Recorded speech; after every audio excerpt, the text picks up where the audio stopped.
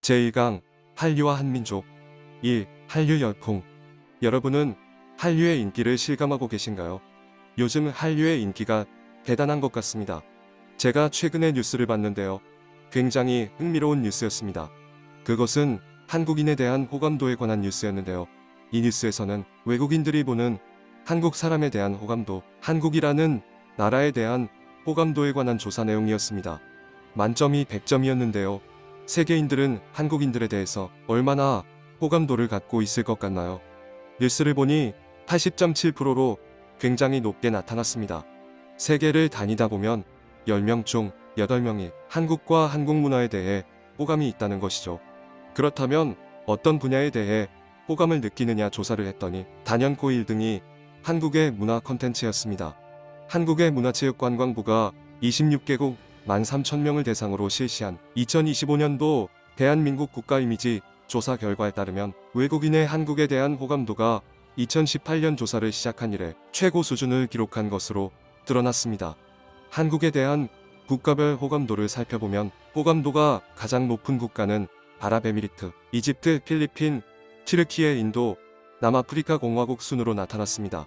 세계인들 10명 중 8명이 한국과 한국인에 대해 호감을 느끼는 있는 것이죠.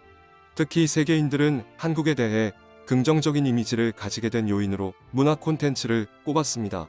이처럼 오늘날 한국 문화는 특정 나라의 문화 넘어 세계인이 공감하고 따라하고 싶은 글로벌 문화로 주목을 받고 있습니다. 한국의 컨텐츠인 K-뷰티, K-푸드, K-관광, 여러분이 아시는 BTS, 블랙핑크 등 한국의 문화에 대한 전반적인 관심이 높아졌습니다. 이제 사람들은 화면을 통해 음악을 감상하고 드라마와 영화를 즐기는 것뿐 아니라 한국에서 생산되는 화장품을 사용하고 한국 음식을 먹어봅니다. 그리고 한국의 문화를 직접 경험하기 위해 한국을 방문하는 관광객들이 늘고 있습니다. 이들은 한국 드라마나 영화에서 소개된 명소를 찾아가거나 음식을 먹기도 합니다. 구매에 가보면 한복을 입고 있는 외국인을 쉽게 만날 수 있을 겁니다. 꼭 한국의 전통 건물이나 장소가 아니라 서울이나 명동, 시장에서도 외국인들을 쉽게 찾아볼 수 있습니다. 한국의 문화 콘텐츠 가운데서도 2025년 세계적으로 사랑받은 영화가 하나 있었습니다. 여러분은 무엇인지 아시나요? 바로 K-팝 데몬 헌터스인데요. 혹시 보신 분들이 계실까요? 아직 못 보신 분들은 강의가 끝나고 한번 보시면 좋을 것 같습니다. 이 영화는 넷플릭스에서 상영되는 영화로 넷플릭스 역사상 가장 많이 본 영화 1위를 기록했습니다. 이 영화는 한국 문화를 배경으로 하고 있는데요. 속 메인곡인 골드는 빌보드 핫 100에서 1위를 차지하기도 했습니다.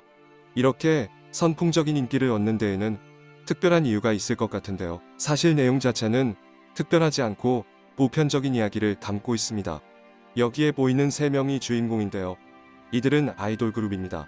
캐데온은 K-팝 아이돌 그룹 헌트릭스가 아이돌 활동 이면에 숨겨진 악령 퇴치 임무를 수행하여 팬들을 보호하고 평화를 지키는 영웅물의 이야기입니다. 세 주인공은 음악을 통해 사람들의 영혼을 치유하고 하나 되게 합니다. 이 영화에서는 테마와 K-팝의 한국적 요소가 혼합되어 대중들에게 신선함을 선보였습니다. K-팝 데몬 헌터스의 인기는 작품에만 그치지 않았습니다. 캐데온의 인기는 실생활로 이어졌습니다. 뉴스에서도 이러한 현상이 여러 차례 언급이 되면서 한류의 새로운 바람이라고 불리기도 했습니다. 또한 캐데온은 하나의 컨텐츠 사업으로도 대중들에게 소비되었습니다. 캐데온에 나온 캐릭터들이 새겨진 과자와 다양한 굿즈들이 출시되었고 캐데온을 본 외국인들은 영화 속에 등장하는 장소를 직접 방문하기 위해 한국으로 관광을 오기도 했습니다. 이들은 영화 속 주인공들이 방문했던 낙산공원, 북촌 한옥마을, 남산 서울타워, 경복궁, 명동, 그리고 청담대교 등에 방문하기도 했고 한의원이나 찜질방 체험을 하기도 했습니다. 그야말로 한국 문화 전체에 대한 관심이 증가하였습니다. 영화의 내용은 한국 문화를 바탕으로 하고 있습니다. 감독인 매기 강은 캐나다계 한국인입니다. 그래서 이 영화의 목적은 한국인으로서 한국문화를 소개하고 싶다는 것이 주된 취지로 담겨 있습니다. 그런데 한국 문화는 특수하지 않습니까? 특수한 문화를 만나면 대부분의 사람들은 낯설기 때문에 멀리하기도 합니다. 그렇다면 왜 캐데온은 인종도 언어도 다른 전 세계 사람들의 사랑과 관심을 받았을까요? 그 이유는 크게 두 가지로 말해지는데요. 첫 번째로는 한국인의 독특한 정서, 심정을 담은 서사입니다. 그리고 두 번째로는 한국 문화의 신선함, 이질적이지만 따라하고 싶게 만드는 신선함이 캐대언 흥행의 이유라고 합니다. 비록 한국에서 발생한 문화이지만 전 세계인들이 공감할 수 있는 문화적 키워드, 문화적 본질이 무엇인지에 대해 알아보겠습니다. 1. 한국 문화. 문화라고 하는 개념은 인간의 공통적인 생활 양식으로 범위가 굉장히 넓습니다. 그러나 한국의 고유한 문화라고 할 때 흔히 세 가지를 이야기합니다. 첫 번째로는 심정 문화가 있습니다. 두 번째로는 공동체 문화가 있습니다. 세 번째로는 사람을 사랑하고 보호하고자 하는 애호사상이 있습니다. 이 세 가지의 문화가 캐대온이라는 영화의 잘 묘사가 되었다고 합니다. 그래서 전 세계적인 인기를 끌고 있다고 생각하는데 지금부터 하나씩 살펴보도록 하겠습니다. 먼저 심정 문화를 살펴보겠습니다. 한국어 표현 가운데 한이나 정은 단순한 감정적 차원을 넘어선 심정을 의미합니다.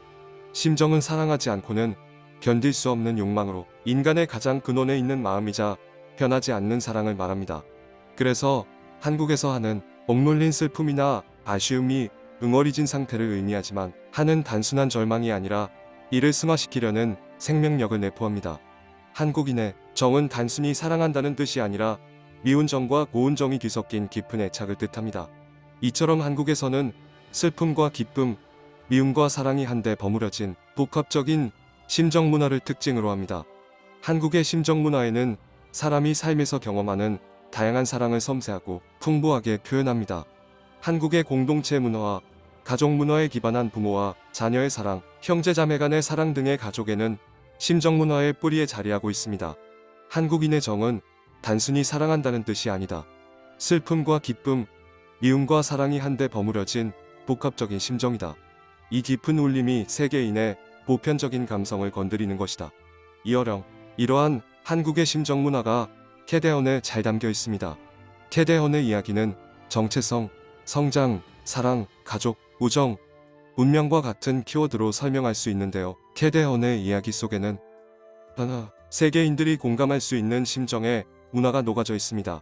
주인공 루미는 아귀의 피를 받은 존재이면서 아귀를 물리치는 영웅이라는 이중적인 정체성에 대한 고민을 안고 있는 인물입니다. 루미가 정체성에 대한 해답을 찾아가면서 성장하는 내용은 사람들이 나는 누구인가 하는 궁극적 질문을 추구하는 정체성 정립의 과정과 맞닿아 있습니다. 또한 사자보이즈의 리더인 진우가 아귀가 된 과정은 가족을 향한 사랑과 한이 있음을 보여줍니다. 또한 세 명의 주인공들은 사람들의 영혼을 구원할 사명을 인계받고 함께 이루어가는 운명을 부여받았습니다. 그 속에서 생기는 갈등을 해결하면서 우정이 더 돈독해지는 이야기가 담겨 있습니다. 이렇게 캐대언 속 이야기는 판타지이지만 현실과 동떨어지지 않은 나의 이야기로 받아들여집니다. 그 힘은 어디에 있을까요? 한국 콘텐츠는 보편적인 서사를 깊은 심정을 담아 이야기하는 힘이 있다고 합니다. 대중문화에서 보여주기 힘든 마음의 깊은 곳까지 담기 때문에 사람들의 마음을 움직이는 힘을 가지고 있다는 것입니다. 한국의 공동체 문화는 정을 바탕으로 한 집단주의를 강조하는 전통적 가치 체계입니다. 한국인들이 우리라는 말을 사용하는 것을 자주 볼 수 있을 텐데요. 우리 엄마, 우리 아빠, 우리 남편, 우리 딸, 우리 아들과 같은 말 사용은 한국의 공동체 문화를 잘 보여줍니다. 한국의 공동체 문화는 개인의 이익보다 전체의 목표와 조화를 우선시하는 특징을 보입니다. 그래서 자기 자신보다는 가족을, 가족보다는 나라라는 더 큰 전체를 위해 자신의 것을 기꺼이 희생하는 모습을 보입니다. 예로부터 한민족은 나라가 위기에 처할 때마다 온 국민이 힘을 모았는데요. 농민봉기와 금 모으기 운동 등이 그러한 사례입니다. 국민들은 개인적인 이익을 얻기 위해서가 아니라 공의를 위한다는 목적으로 하나가 되었습니다. 캐대언 속에서도 이러한 한국의 공동체 문화가 잘 드러납니다. 무엇보다 서양 사람들이 놀라는 것은 영웅물임에도 불구하고 주인공이 3명이라는 사실입니다. 전통적으로 서구에서는 영웅은 항상 독보적인 힘을 갖추고 있는 한 명이었으나 캐대언은 3명의 주인공을 등장시킴으로써 함께하는 우리라는 공동체 문화를 잘 보여줍니다. 이러한 한국의 공동체 문화는 개인화된 지금의 시대에 나도 함께 공동체 속에서 살아가고 싶다고 느끼게끔 만드는 문화입니다. 한국 문화에는 평화를 사랑하는 애호사상과 평화를 이루어야 한다는 책임의식을 내재하고 있습니다. 한민족은 예로부터 백의민족이라고 불렸는데요. 이는 한민족이 평화와 순수함을 상징하는 흰색을 즐겨 입었습니다. 한민족은 평화를 사랑하고 싸움을 싫어한 민족이었습니다. 그들은 함께 더불어 살아가는 평화로운 세상을 이상했지만 동시에 평화를 이루기 위해 주체적으로 행동했습니다. 이는 한민족의 내면에 평화로운 세상을 이루기 위한 주체성과 책임의식이 있었기 때문입니다. 한민족은 평화로운 세계가 도래할 것이라는 희망을 품으면서 평화를 이루기 위해 노력해왔습니다. 3.1운동은 비폭력적인 방법으로 나라를 지킨 운동으로 한민족은 평화로운 세계를 꿈꾸며 책임적으로 행동해왔습니다. 캐대언에서도 이러한 한국의 평화문화가 잘 드러납니다. 3명의 주인공들은 낮에는 만인의 사랑을 받는 아이돌로 화려한 삶을 살아갑니다. 그러나 밤이 되면 이들은 공인으로서 악의 세력으로부터 팬들과 시민을 보호하는 전사로서의 책임을 다하고자 합니다. 이는 인기나 특권에 함몰되지 않고 대중의 사랑을 받는 사람으로서 평화로운 공동체를 위해 책임을 다해야 한다는 의식을 담고 있습니다. 또한 캐대언에서는 악을 입은 법정 논리에 따라 무조건 무찔러야 하는 악으로 표현하지 않습니다. 오히려 우주의 질서를 무너뜨린 동정의 대상으로 바라보며 해원과 속죄를 통해 평화로운 질서를 회복하는 데 초점을 둡니다. 이러한 모든 요소들이 한국 문화 속에 나타난 조화와 화해의 바탕을 둔 평화의식을 잘 보여주고 있고 나아가 많은 세계인들에게 신선한 충격과 감동을 주고 있습니다. 지금까지 한국 문화의 특징인 심정문화와 공동체문화, 평화를 위한 책임의식에 대해 알아봤습니다. 이러한 한국 문화 속 가치들은 한국의 정신문화로 K컬처가 단순한 즐길 거리를 넘어 세계인의 영감을 이끌어내는 동력이 되고 있습니다. 이처럼 한국 문화는 세계를 이끌어가는 하나의 정신으로 세계인들의 마음을 끌어들이고 있습니다. 한국 문화에 대해 예로부터 예찬해왔던 사람들이 있었습니다. 1929년 아직 한국이라는 나라가 세계에 알려져 있지 않았을 때 인도의 시성 타고르는 한국을 동방에 등부리하고 예찬하였으며 아놀드 토인비는 1973년에 한국을 방문하고 만약 지구가 멸망하여 다른 행성으로 이주해야 한다면 반드시 가져가야 할 첫 번째 문화는 한국의 효 사상이다라고 하며 한국의 효 문화에 대해 감동을 표현했습니다. 또한 한국 사회가 혼란하고 한민족이 고난을 받았던 1940년부터 50년대에는 하늘의 계시를 받은 사람들이 있었는데 그들은 한국의 문화는 하늘 문화는 계시를 받았다고 합니다.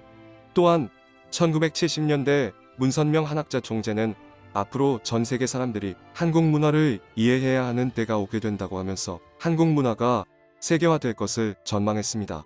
많은 사람들의 증언과 계시 그리고 총재님의 말씀처럼 2025년 현재 한국은 세계를 이끄는 나라가 되었습니다. 그렇다면 이것이 어쩌다 우연히 일어난 일일까요? 아니면 어떠한 힘에 의해 필연적으로 일어나야 했던 것일까요? 우연일까요? 필연일까요? 한민족 선민대서사시에서는 이를 하나님의 뜻으로 보고 특별히 선민으로 택하신 한민족의 역사와 문화 그리고 사명에 대해 집중적으로 다루고 있습니다. 이러한 한민족을 향한 하나님의 뜻 그리고 한민족의 정체성과 문화의 뿌리를 이해하고 미래 비전을 전망하기 위해서는 한민족 대서사시라는 관점에서 볼 때 올바르게 이해가 됩니다. 지금부터 한민족선 민대서사시에 대해 알아보도록 하겠습니다. 3. 한민족선 민대서사시. 대서사시는 민족이나 국가의 역사적 사건과 관련된 신화, 전설, 영웅의 업적을 이야기 형식으로 다루는 문학 장르입니다. 대서사시는 한 민족이나 국가의 정체성을 상징하는 장편 서사시로 서사시 안에는 역사 설화, 종교 사상 문화, 신화 영웅 서사, 지리 민속, 예술 도덕 등이 포괄적으로 담겨 있습니다. 그러므로 논리적, 이성적으로 다루기보다는 이야기의 형식을 빌린 종합적인 장르라고 볼 수 있습니다.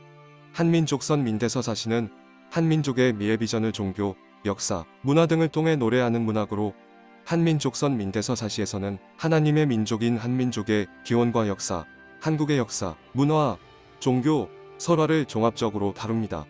그리하여 하나님 아래 하나의 민족이라는 한민족의 정체성을 밝히고 한민족이 이루어 나갈 평화세계에 비전을 제시합니다. 그렇다면 이러한 대서사시의 목적은 무엇일까요? 사실 많은 분들은 역사적 사실이냐 아니면 허구냐라는 관점에서 대서사시를 바라봅니다. 그러나 대서사시의 목적은 한 사회 문명, 역사를 관통하는 이야기를 통해 인간과 세계의 의미를 설명하는 데 초점이 있습니다.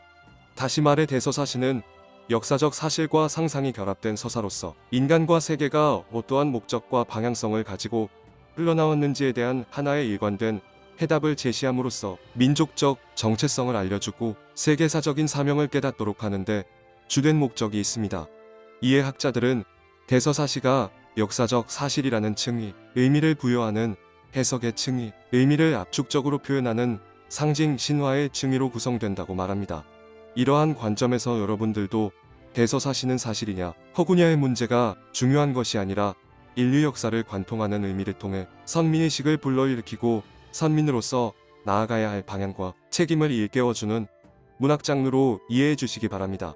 그렇지만 한민족 선민대서사시라고 하면 각각의 단어들이 갖는 개념적 의미 때문에 종종 오해를 받는데요. 가장 흔히 받는 질문이 한민족 선민대서사시는 한국과 관련된 내용만 다루는 것인가 하는 질문입니다. 한국의 역사와 문화, 종교를 주로 다루지만 더 넓은 범주를 종합적으로 다룹니다.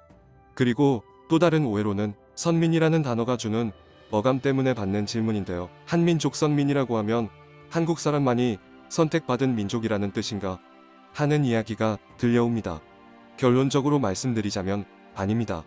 이러한 여러 궁금증과 질문들이 생길 수 있어 먼저 한민족 선민대서사시의 개념 정리를 하겠습니다. 한민족 선민대서사시는 크게 세 가지의 키워드가 결합되었다고 보시면 되는데요. 한민족, 선민, 그리고 대서사시입니다. 한민족 하면 한국 사람을 떠올리실 텐데요. 구체적으로 들어가 보면 세 가지의 의미가 있습니다. 그리고 선민이라고 하면 특별한 민족을 떠올리실 텐데요. 여기에도 세 가지의 의미가 있습니다. 그리고 대서사시는 하나님의 섭리 속 한민족의 정체성과 역사, 문화, 종교를 설명하는 거대한 담론을 의미합니다. 지금부터 그 내용을 하나씩 알아보겠습니다. 먼저 한민족 선민대서사시에서 한민족의 의미를 알아보겠습니다. 한민족의 한은 여러 의미를 가지고 있습니다. 나라 이름 한은 한국을 의미하는 것으로 이러한 의미에 따라 한민족은 먼저 한국민족이라는 의미를 갖습니다. 한국민족은 한반도와 주변 지역에 거주하며 공통의 혈통, 언어, 문화, 역사, 자의식을 공유하는 아시아계 민족 집단으로 정의됩니다. 여러분이 흔히 떠올리는 한국 사람으로 이해하시면 됩니다. 한민족 선민대서사시에서는 하나님이 특별히 선택하고 길러 나오신 한민족의 문화, 역사를 다룰 것입니다. 그러나 이러한 한민족의 특수성은 하나님이 본래 꿈꾸셨던 보편주의를 회복하기 위한 특수주의입니다. 결국 하나님의 잃어버린 이상을 되찾기 위한 회복된 보편주의로 나아가는 개념입니다. 그러나 한민족이 지역적인 의미의 한국 사람만을 의미하지는 않습니다. 한의 뜻에는 하나, 하나됨이라는 의미도 있는데요. 한민족은 곧 하나의 민족으로서의 자의식을 공유하는 민족을 의미합니다. 즉, 하나의 지구를 공유하고 있는 세계 시민이고 그러한 의식이 있다면 우리는 모두 하나의 민족이고 또 그렇게 되어야 하는 것이죠. 한민족 선민대서사시에서는 한국 민족의 고유성에 치중된 것이 아닌 모두가 하나의 민족이라는 이념 아래 보편적 가치에 대해 다룰 것입니다. 하지만 한민족은 인간의 자의식을 넘어선 더 큰 존재를 전제로 합니다. 한민족의 한은 큰 하나님이라는 의미를 갖는데요. 결국 한민족은 궁극적 존재이신 하나님과 관계된 민족을 의미합니다. 한민족은 하나님의 민족으로서 우주에서 가장 크신 하나님의 뜻을 아는 민족입니다. 따라서 한민족 선민대서사시에서는 한민족과 인류 역사를 경륜해 오신 하나님에 대해서도 다룰 것입니다. 다음으로 한민족 선민대서사시의 선민의 개념에 대해 알아보겠습니다. 선민의 기본적인 의미는 성경에 따릅니다. 선민은 하나님이 특별히 선택한 백성이라는 뜻으로 주로 이스라엘 민족을 지칭합니다.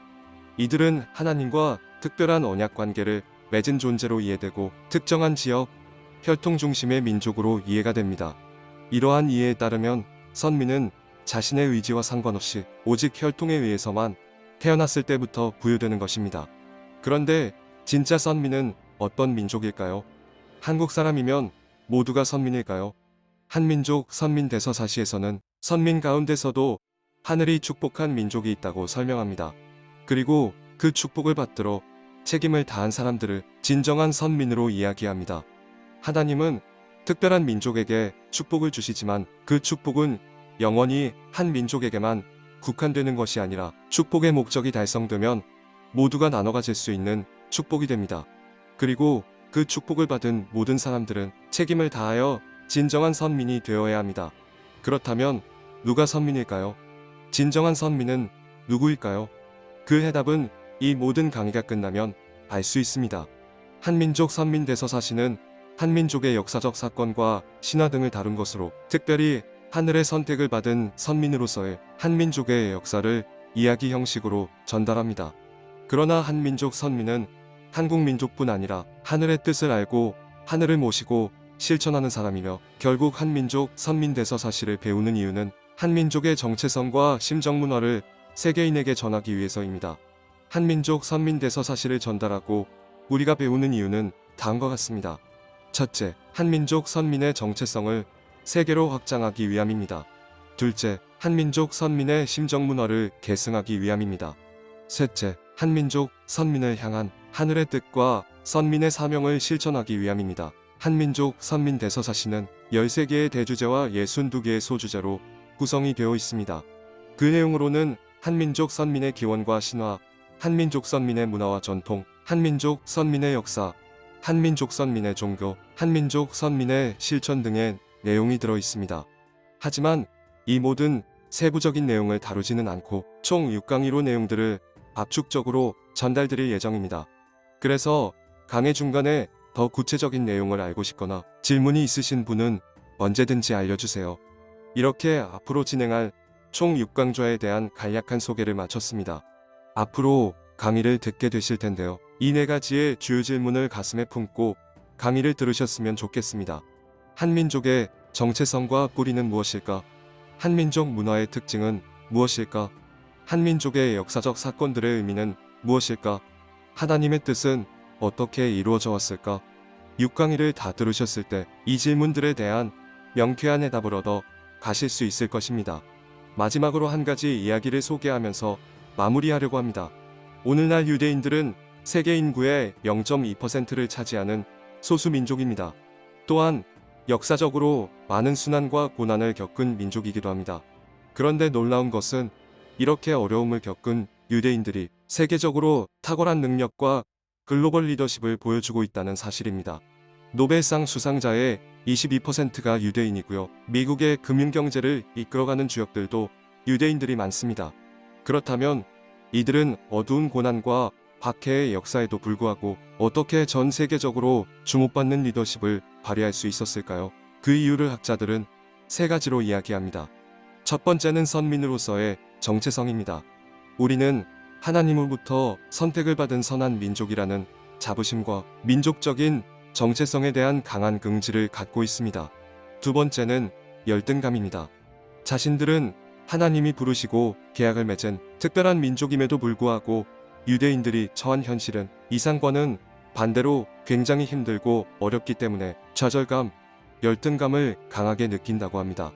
그리고 마지막은 노력입니다. 자신들의 이상이 좌절되는 현실 속에 안주하여 포기하는 것이 아니라 오히려 반대로 하늘의 선민으로서 이 세상을 변혁해야 한다는 생각을 가지고 각자의 분야에서 능력을 발휘하고 인정받기 위해 최선을 다한다는 것이죠. 이러한 3가지 요인이 오늘날 유대인들이 소수 민족임에도 불구하고 세계를 주도할 수 있는 놀라운 역량을 갖추게 된 이유입니다. 유대민족이 가진 선민의 정체성은 우수한 인재를 배출하여 세계에 기여하고 있습니다. 그러나 평화로운 세계는 아직 요원합니다. 그렇다면 한민족 선민대서사시에 담긴 한민족 선민의 정체성은 무엇일까요? 하늘이 택한 한민족 선민의 정체성이 무엇인지 이어지는 강의를 통해 그 답을 찾아보시기 바랍니다. 감사합니다. 제2강 하늘이 선택한 한민족의 뿌리 1. 하늘이 예비한 한민족. 먼저 하늘이 예비하신 한민족의 뿌리에 대해 알아보겠습니다. 이를 위해 한민족의 기원에 대해 널리 구전되어 온 신화에 대해 살펴보겠습니다. 여러분은 한민족의 대표적인 신화가 무엇인지 아시나요? 바로 한민족의 대표적 건국 신화이기도 한 단군 신화입니다. 단군 신화를 모르시는 분이 계실 수 있어 간단하게 설명드리겠습니다. 환웅은 하늘 신인 환인의 아들로 인간 세상을 다스리기 위해 하늘에서 내려왔습니다. 환웅은 환인에게 천부인 세계를 받아 삼천의 무리를 이끌고 태백산의 신 단수 아래의 신실을 세웠습니다. 환웅은 풍백, 무사, 운사를 거느리고 사람들에게 농업, 의학, 법률 등을 가르치며 홍익인간의 이념을 실천했습니다. 홍익인간은 널리 인간을 이롭게 하라는 이념으로 모든 인류가 바라는 하늘의 뜻입니다. 하늘의 뜻을 받든 홍익인간의 이념은 대대로 이어져 내려왔고 한반도 역사상 최초의 국가인 고조선의 건국 이념이자 한민족의 정신적 지표가 되었습니다. 고조선은 단군왕검에 의해 세워졌는데 단군왕검은 사람이 된 곰과 환웅 사이에 태어난 하늘의 자손입니다. 단군왕검은 고조선의 시조로 홍익인간뿐 아니라 인간과 세상을 도로써 교화한다는 의미의 제세이와 도로써 세상을 다스린다는 이도였지 밝은 빛으로 세상을 다스린다는 광명이세의 이념으로 고조선을 다스렸습니다. 환웅의 홍익인간을 계승한 단군왕검의 이러한 평화이념은 고조선의 건국이념이자 한민족의 정신적 지표가 되었습니다. 또한 이후 삼국시대 왕조들로 계승되었고 하늘을 모시고 살아가는 한민족 비전의 상징이 되었습니다.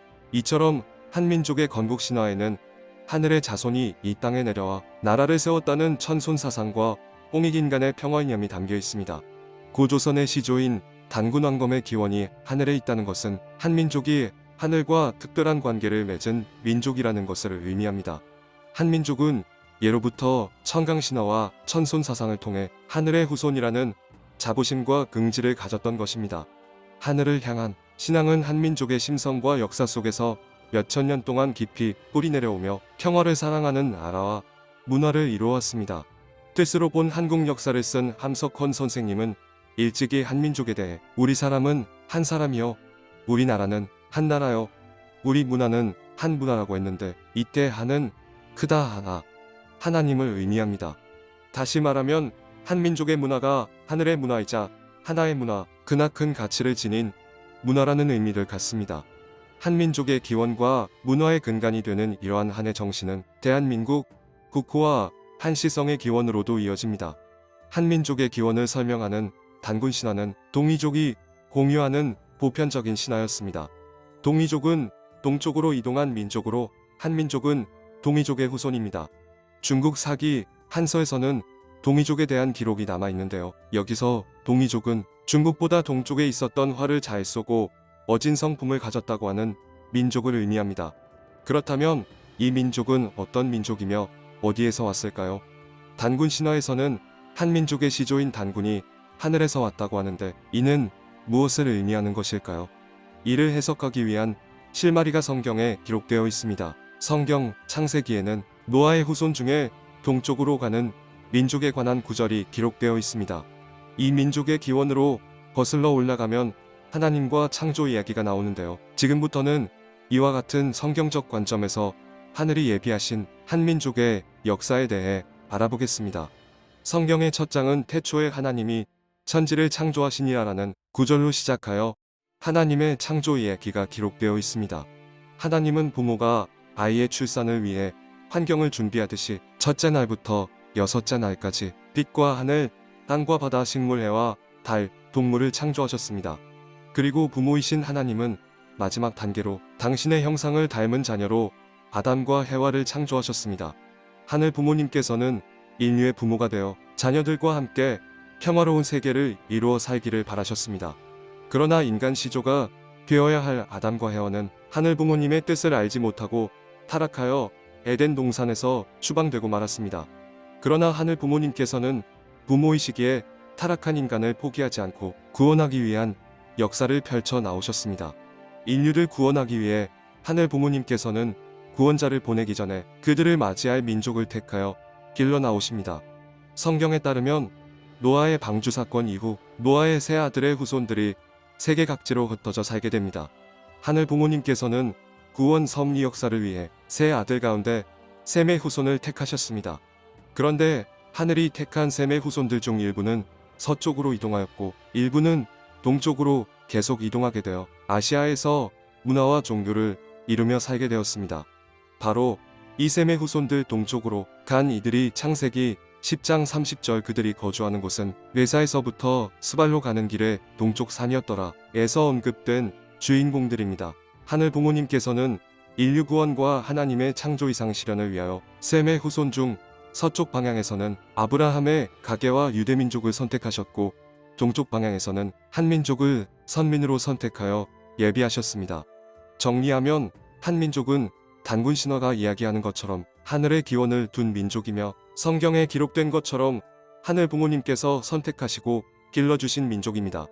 모든 인류는 하나님의 창조한 인간 시조 아담과 해와의 후예이며 하나님은 타락한 인류를 심판하고 당대의 유일한 의인이었던 노아를 중심으로 재출발한 기대 위에서 창조 이상을 회복하기 위한 섭리를 시작하였습니다.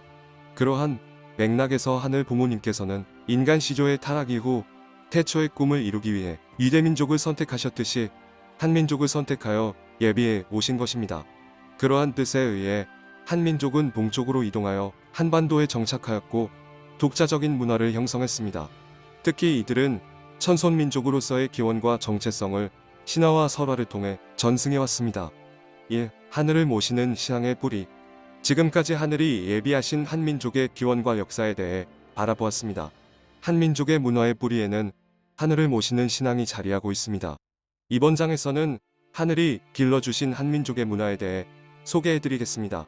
한민족의 문화에는 대대로 전승되어 온 기원에 대한 이야기들이 있습니다. 그중 대표적인 것이 단군 신화입니다. 단군 신화는 한민족의 건국 신화로 고조선의 시조인 단군 왕검의 기원이 하늘에 있음을 밝히는 천손 사상을 담고 있습니다.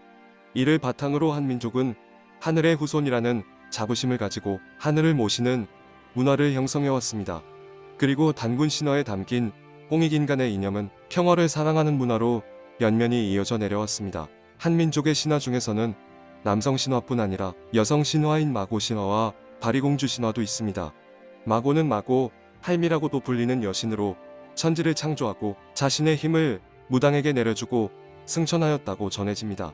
또한 제주도에서는 마고 신화와 유사한 설문대 할망 신화가 전해져 내려오는데 이 신화에서 할머니는 크다는 뜻을 지닌 우리말 한과 생명의 뿌리를 뜻하는 어머니를 합쳐서 만든 말로 우주와 생명의 기원이 하늘 어머니에 있음을 묘사하고 있습니다.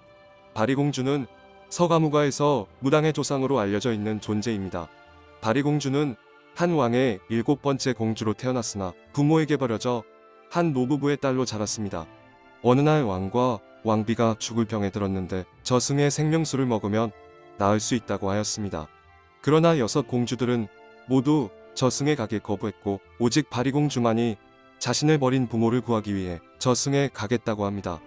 바리공주는 온갖 고초를 겪고 결국 저승에서 생명수를 구해와 부모를 살렸고 하늘에 닿은 그 지극한 효정과 희생으로 하늘의 뜻과 땅 위에 사람들을 소통하게 하는 무의 조상이 되었습니다. 마고 신화와 바리공주 신화와 같은 여성 신화에서 여성신은 자연과 인간을 아우르며 생명의 근원에 있는 신적인 존재이며 생명의 탄생을 관장하고 새 생명을 주면서 생로병사에 시달리는 인간의 한을 풀어주는 무당으로 이어진다는 특징이 있습니다.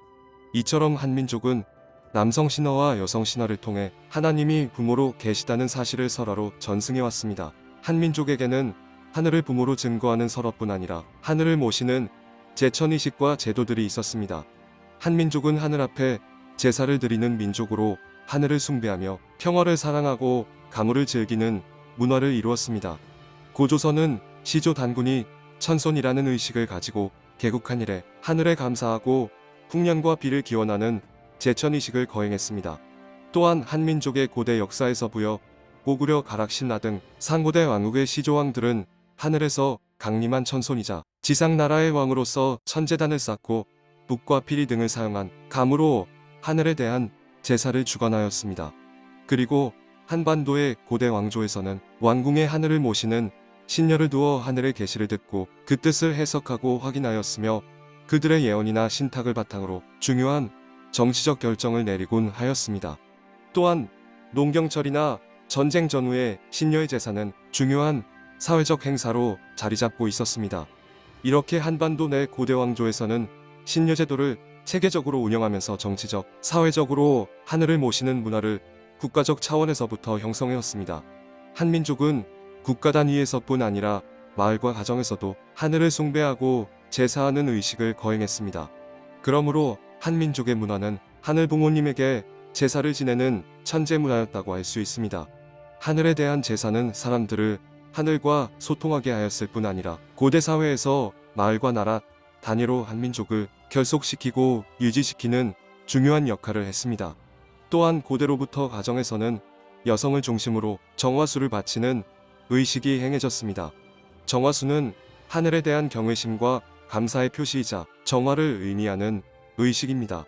맑은 우물물을 떠서 하늘에 바치며 기도하는 의식은 하늘의 신성함을 기리고 인간의 소망을 전하는 중요한 제의였습니다. 이러한 의식은 한민족이 스스로를 하늘의 자손으로 믿고 있었고 하늘의 뜻을 삶 속에서 실현하고자 하였음을 보여줍니다. 또한 한민족은 천문에 밝았다고 하는데 이는 자신의 근원인 하늘에 대한 관심이 많았음을 의미합니다. 신라시대에 세워진 첨성대는 이러한 한민족의 특징을 잘 보여줍니다. 첨성대는 하늘의 별과 행성을 관측하기 위해 만들어졌는데 당시 한국의 과학적 발전과 천문학적 관심을 보여주는 중요한 유산입니다. 뿐만 아니라 첨성대는 하늘을 숭배하고 하늘의 뜻을 알고자 했던 종교적 의식의 장소로 알려져 있습니다. 첨성대에는 하늘을 숭배하고 하늘의 움직임을 관찰하려는 신앙적 열망이 반영되어 있습니다. 이는 제사와 관련된 천문학적 지식을 쌓기 위한 노력이기도 하였습니다. 그리하여 한민족은 하늘과 인간과 땅을 우주를 구성하는 세 원리인 천지인 삼재로 여기고 하늘의 뜻과 자연의 이치를 파악하여 그에 순응하는 도덕적 이상의 삶을 추구하는 찬란한 문화를 형성하였습니다. 한민족의 하늘을 향한 관심 그리고 신화와 다양한 의식들은 한민족이 하늘과의 특별한 관계 속에서 하늘 부모님을 모시는 문화와 민족성을 형성하고 유지해왔음을 보여줍니다. 지금까지의 강의를 마치면서 정리하겠습니다. 한민족은 하늘 부모님께서 태초의 꿈을 이루기 위해 선택하신 선민입니다. 선민의 뿌리는 하늘이며 그러한 하나님을 부모로 모시는 한민족의 문화는 선민의 문화이자 한민족 선민의 근본 토양입니다. 한민족은 천손의식이 담긴 신화, 하늘을 모시는 천재의식을 통해 선민으로서의 정체성을 이어왔습니다. 그런데 선민은 하늘이 선택하고 길러오신 민족으로서 귀한 축복과 함께 책임이 있습니다. 현재는 하늘 부모님 아래 한 가족이라는 축복이 확대되는 세계화 시대입니다. 우리는 모두 하늘 부모님을 모시고 함께 가족과 같이 살 수 있는 한민족이며 또 한민족이 되어야 하는 축복과 책임이 있습니다. 앞으로의 강의에서는 한민족이 지녀온 하늘을 모시는 사상과 문화를 더욱 구체적으로 살펴보면서 우리가 어떻게 한민족이 될 수 있는지 자세히 알아보겠습니다. 감사합니다. 제3강 하늘 부모님을 모시는 신앙과 문화 1. 하늘을 모시는 신앙. 먼저 하늘을 모시는 신앙 가운데 대망신앙에 대해서 보겠습니다. 한민족은 평화로운 세상을 이루기 위해서 하늘이 선택한 민족입니다. 그 평화로운 세상은 하늘 부모님도 바라고 인간도 바라는 세상입니다. 어느 곳에나 평화로운 세상을 바라는 메시아주의적인 종교 사상들이 있는데요. 한민족도 고대로부터 평화로운 세상을 열어줄 하늘의 대신자를 기다리는 대망 사상이 전해져 내려오고 있습니다. 이러한 대망 사상은 한민족의 신앙과 문화 속에 녹아들게 되면서 불교나 유교 등 외래 종교를 받아들일 때에도 각 종교 전통 안에서 대망 사상을 발전시킵니다. 그 사례로 불교를 볼 수 있습니다. 중국을 통해 불교가 한국에 들어왔을 때 한국 불교에도 이러한 대망 사상이 특징적으로 나타납니다. 불교에는 소승불교가 있고 대승불교가 있습니다. 크게 보면 소승불교는 자신의 깨달음을 중시하는 반면 대승불교는 깨닫지 못한 모든 중생을 구제하려고 하는 정신이 있습니다. 한국에서는 소승불교보다는 대승불교가 꽃을 피웠습니다. 그리고 한국에 대승불교가 들어왔을 때 정토 사상이 발전을 하게 됩니다. 정토라는 말은 깨끗한 땅이라는 뜻입니다. 이러한 정토 사상에도 두 가지가 있습니다. 하나는 지금 우리가 살고 있는 이 세상을 깨끗한 세상으로 만들려고 하는 정토 사상입니다. 고통과 번뇌가 없는 이상 세계의 실현을 추구하면서 평화로운 세상을 기원하는 한민족의 염원이 불교의 정토 사상을 통해서 표출됐습니다. 또 하나는 부처님께서 미래에 50억 년이 지나고 몇천 년이 지난 다음에 미륵불이 다시 와서 고통 속에 있는 사람들을 구제해 줄 거라고 하는 미륵 신앙이 발전했습니다. 한국 불교에서는 이러한 미륵 신앙이 초기부터 발전하게 됩니다. 이러한 불교의 정토 사상과 미륵불 신앙은 대망 사상이 계속해서 한민족의 마음속에 남아져서 민족성의 한 측면을 형성하고 있음을 보여줍니다. 대망 사상은 유교 속에서도 나타납니다. 사실은 산해경이라고 하는 문헌은 유교 문헌이 아니라 도구 문헌입니다. 그런데 거기에 보면 동이족의 특징에 관한 언급이 나옵니다. 산해경에 동이족은 관대하고 박의 정신이 있고 사람을 사랑하고 예의가 있는 등 여러 가지 특징을 이야기하면서 동이족은 군자의 덕이 있는 민족이다 라고 평하는 부분이 짧게 등장합니다. 이러한 덕목들을 군자의 덕이라고 이야기하고 있는데 그 군자라고 하는 존재가 유교의 이상적인 존재를 뜻하는 말입니다. 유교에는 인의예지라고 하는 네 가지 가장 핵심적인 덕이 있으며 이 인의예지 중에서 가장 핵심은 인입니다. 이 인은 사람을 사랑하는 것을 뜻합니다. 이러한 인의 덕은 한민족의 근본 성격을 이루고 있습니다. 다음으로 유교에서 성인이라고 하는 존재는 하늘의 뜻인 천명을 받들어서 도덕적인 완성을 이룬 사람을 말합니다. 공자 그리고 맹자도 성인이라고 얘기되기도 하지만 신화적인 존재인 유순 임금이나 주나라의 주공, 문왕 등을 성인으로 받들고 제사를 드리고 그들의 덕을 본받으려는 문화가 있습니다. 이 성인은 단지 개인으로서의 완성만을 갖춘 존재가 아니라 세상을 평화롭게 하고 또 하늘의 뜻을 받들어서 사회 전체의 조화와 평화를 실현시킬 수 있는 존재입니다. 그런 점에서 성인이 나타나기를 소망하고 태평한 세상이 오기를 바라는 유교 문화 속에도 종교적인 대망 사상이 깃들어 있다고 말씀드릴 수 있습니다. 이러한 대망 사상은 조선 후기로 가면 예언서와 결합이 됩니다. 조선시대에는 세종대왕이나 정조처럼 훌륭한 임금도 있었지만 그렇지 않은 왕들도 많았습니다.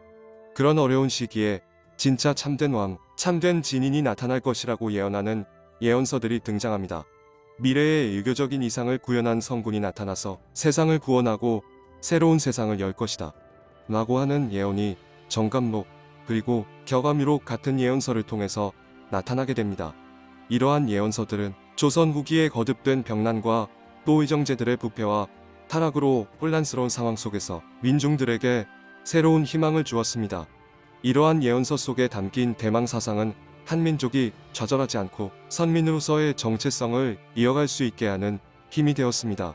마찬가지로 격암유록도 조선 중기학자인 격암, 남사고가 썼다라고 알려져 있는 예언서입니다. 이러한 예언서들은 공통적으로 세상에 큰 환란이 있을 것이며 그 환란을 해결해주는 존재가 올 것이라는 내용을 담고 있습니다.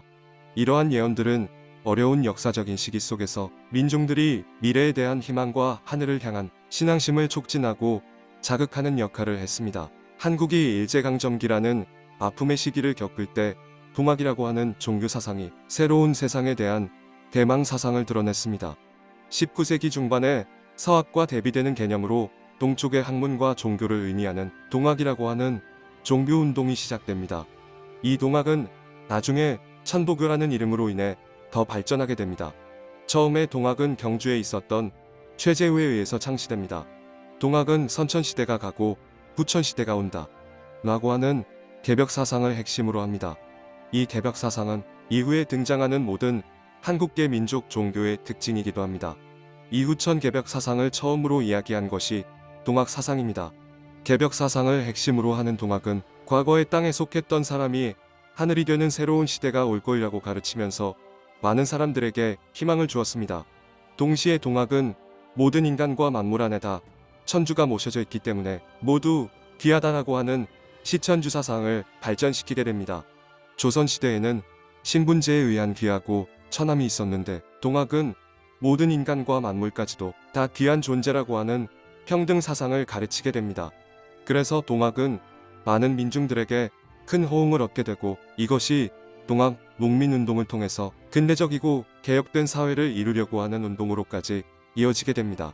동학에서 이어져서 발전된 천도교는 당시의 여성의 권리를 증진시키기 위해 여성운동, 농민운동 등을 펼치게 됩니다. 이처럼 사회를 보다 근대적으로 개혁하는 데 있어 천도교가 많은 역할을 하게 됩니다.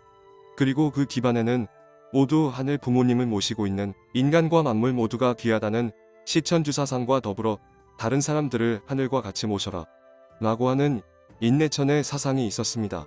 천도교는 하늘이 사람이 곧 하늘이라고 하는 인내천 사상을 통해 자아 완성과 나라의 평화와 정의를 추구했습니다. 천도교는 일상생활에서 정한수 문화처럼 물을 떠놓고 일상의 하루하루의 삶 속에서 하느님을 느끼고 모시고 살아가는 종교 문화를 발전시키게 됩니다. 이와 같은 신앙들은 19세기 이후에 등장한 새로운 종교 운동인데요. 이러한 새로운 종교 운동이 한민족 속에 계속해서 이어져 오던 천손의식을 더 승화하고 격상시키는 종교 문화를 발전시키게 됐습니다. 지금까지 살펴본 내용들은 모든 종교 운동 속에서 평화로운 세상을 기대하고 하늘의 대신자가 오기를 기다리야 하는 대망 사상이 중요한 민족적인 성향으로 이어져 왔다는 사실을 보여줍니다. 1. 효정을 지켜온 한민족. 다음으로 효정을 지켜온 한민족의 문화에 대해서 살펴보겠습니다. 사실은 효정이라는 말은 참어머님께서 효와 정이라는 두 글자를 붙여서 저희에게 알려주신 말씀이지만 효와 정이라고 하는 두 글자는 이미 한민족의 문화 속에서 중요한 요소로서 자리 잡고 있었던 내용입니다. 한민족의 효정은 굉장히 뿌리가 깊은 역사를 가지고 있습니다. 효는 유교에서의 근본 도리를 뜻하는 말이기도 하지만 연구자들은 유교 이전부터 효의 뿌리가 있었다고 보고 있습니다. 한민족의 효성은 단지 내 부모님에게 보은하는 차원을 넘어서서 자신의 생명의 근원을 소중히 여기는 마음을 담고 있습니다.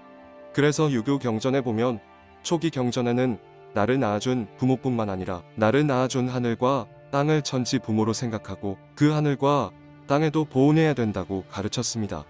이처럼 한민족의 효에는 가족의 질서를 넘어서서 나의 근본에 대해서 보답하는 정신이 깃들어 있습니다.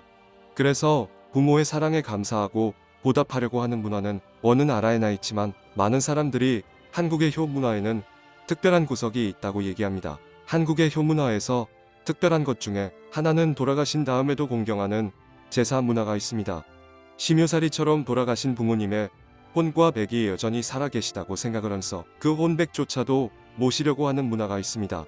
허미정승같이 유명한 분조차도 부모님이 돌아가셨을 때는 3년 동안 3년 생활을 하기 위해서 관직에서 내려와서 부모님을 모셨던 후에 한국 문화 속에서 유명한 일화로 널리 알려져 있습니다.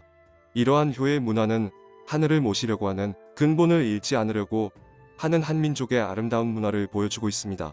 이러한 효의 내용들은 효녀심청의 효행담을 담은 심청전과 같은 이야기를 통해서 현대까지도 전해지고 있습니다.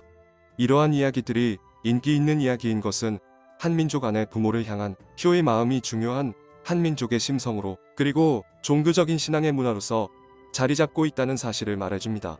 그리고 이러한 효정의 마음이 뿌리가 돼서 하늘을 공경하면서 양심에 따라 살고자 하는 순결과 정절의 문화가 발전하게 됩니다. 순결과 정절의 문화도 그 뿌리에는 효정의 문화가 있습니다.